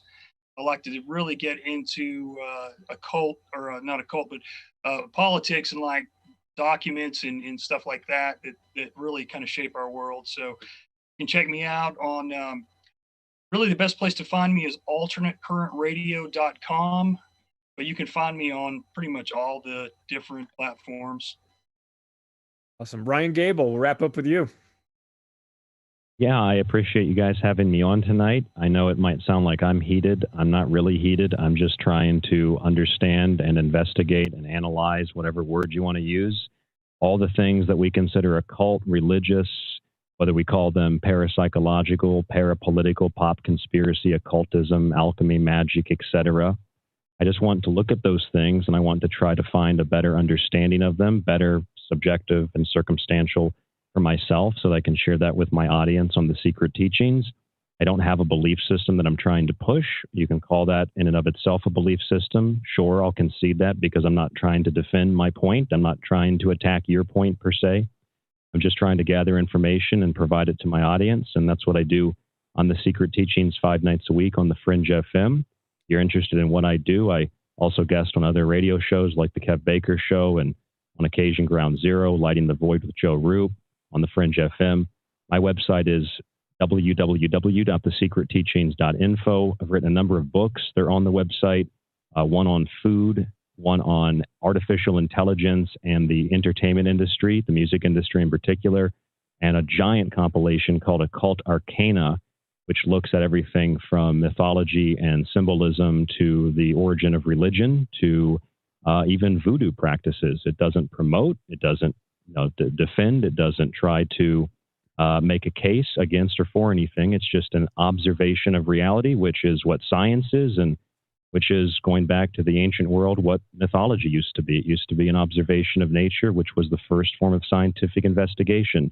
I think we should bring all these things together, astrology, astronomy, science, and mythology, and I think it's only then that we'll have a better understanding of the world that we live in, and therefore life hopefully will become a little bit simpler and a little bit more easy to understand. Thanks, guys. I agree. I totally agree. And to have all of these people with a variety of backgrounds and different understandings to get together and work this stuff out, this is how we do it, man. These are the conversations that have to happen. I'm grateful for you guys jumping in and getting involved with this. I host a show called Macroaggressions. You can find that wherever podcasts are served. Midnight Mike, the host of OBDM, the funniest podcast out there. Check it out. We're very appreciative of everybody, and Alex Jones stopping by, of course. Thanks, everybody. If you like this show, share it, get it out to your friends and family, and spread the word. And we'll be back in 2 weeks. Thanks, everyone.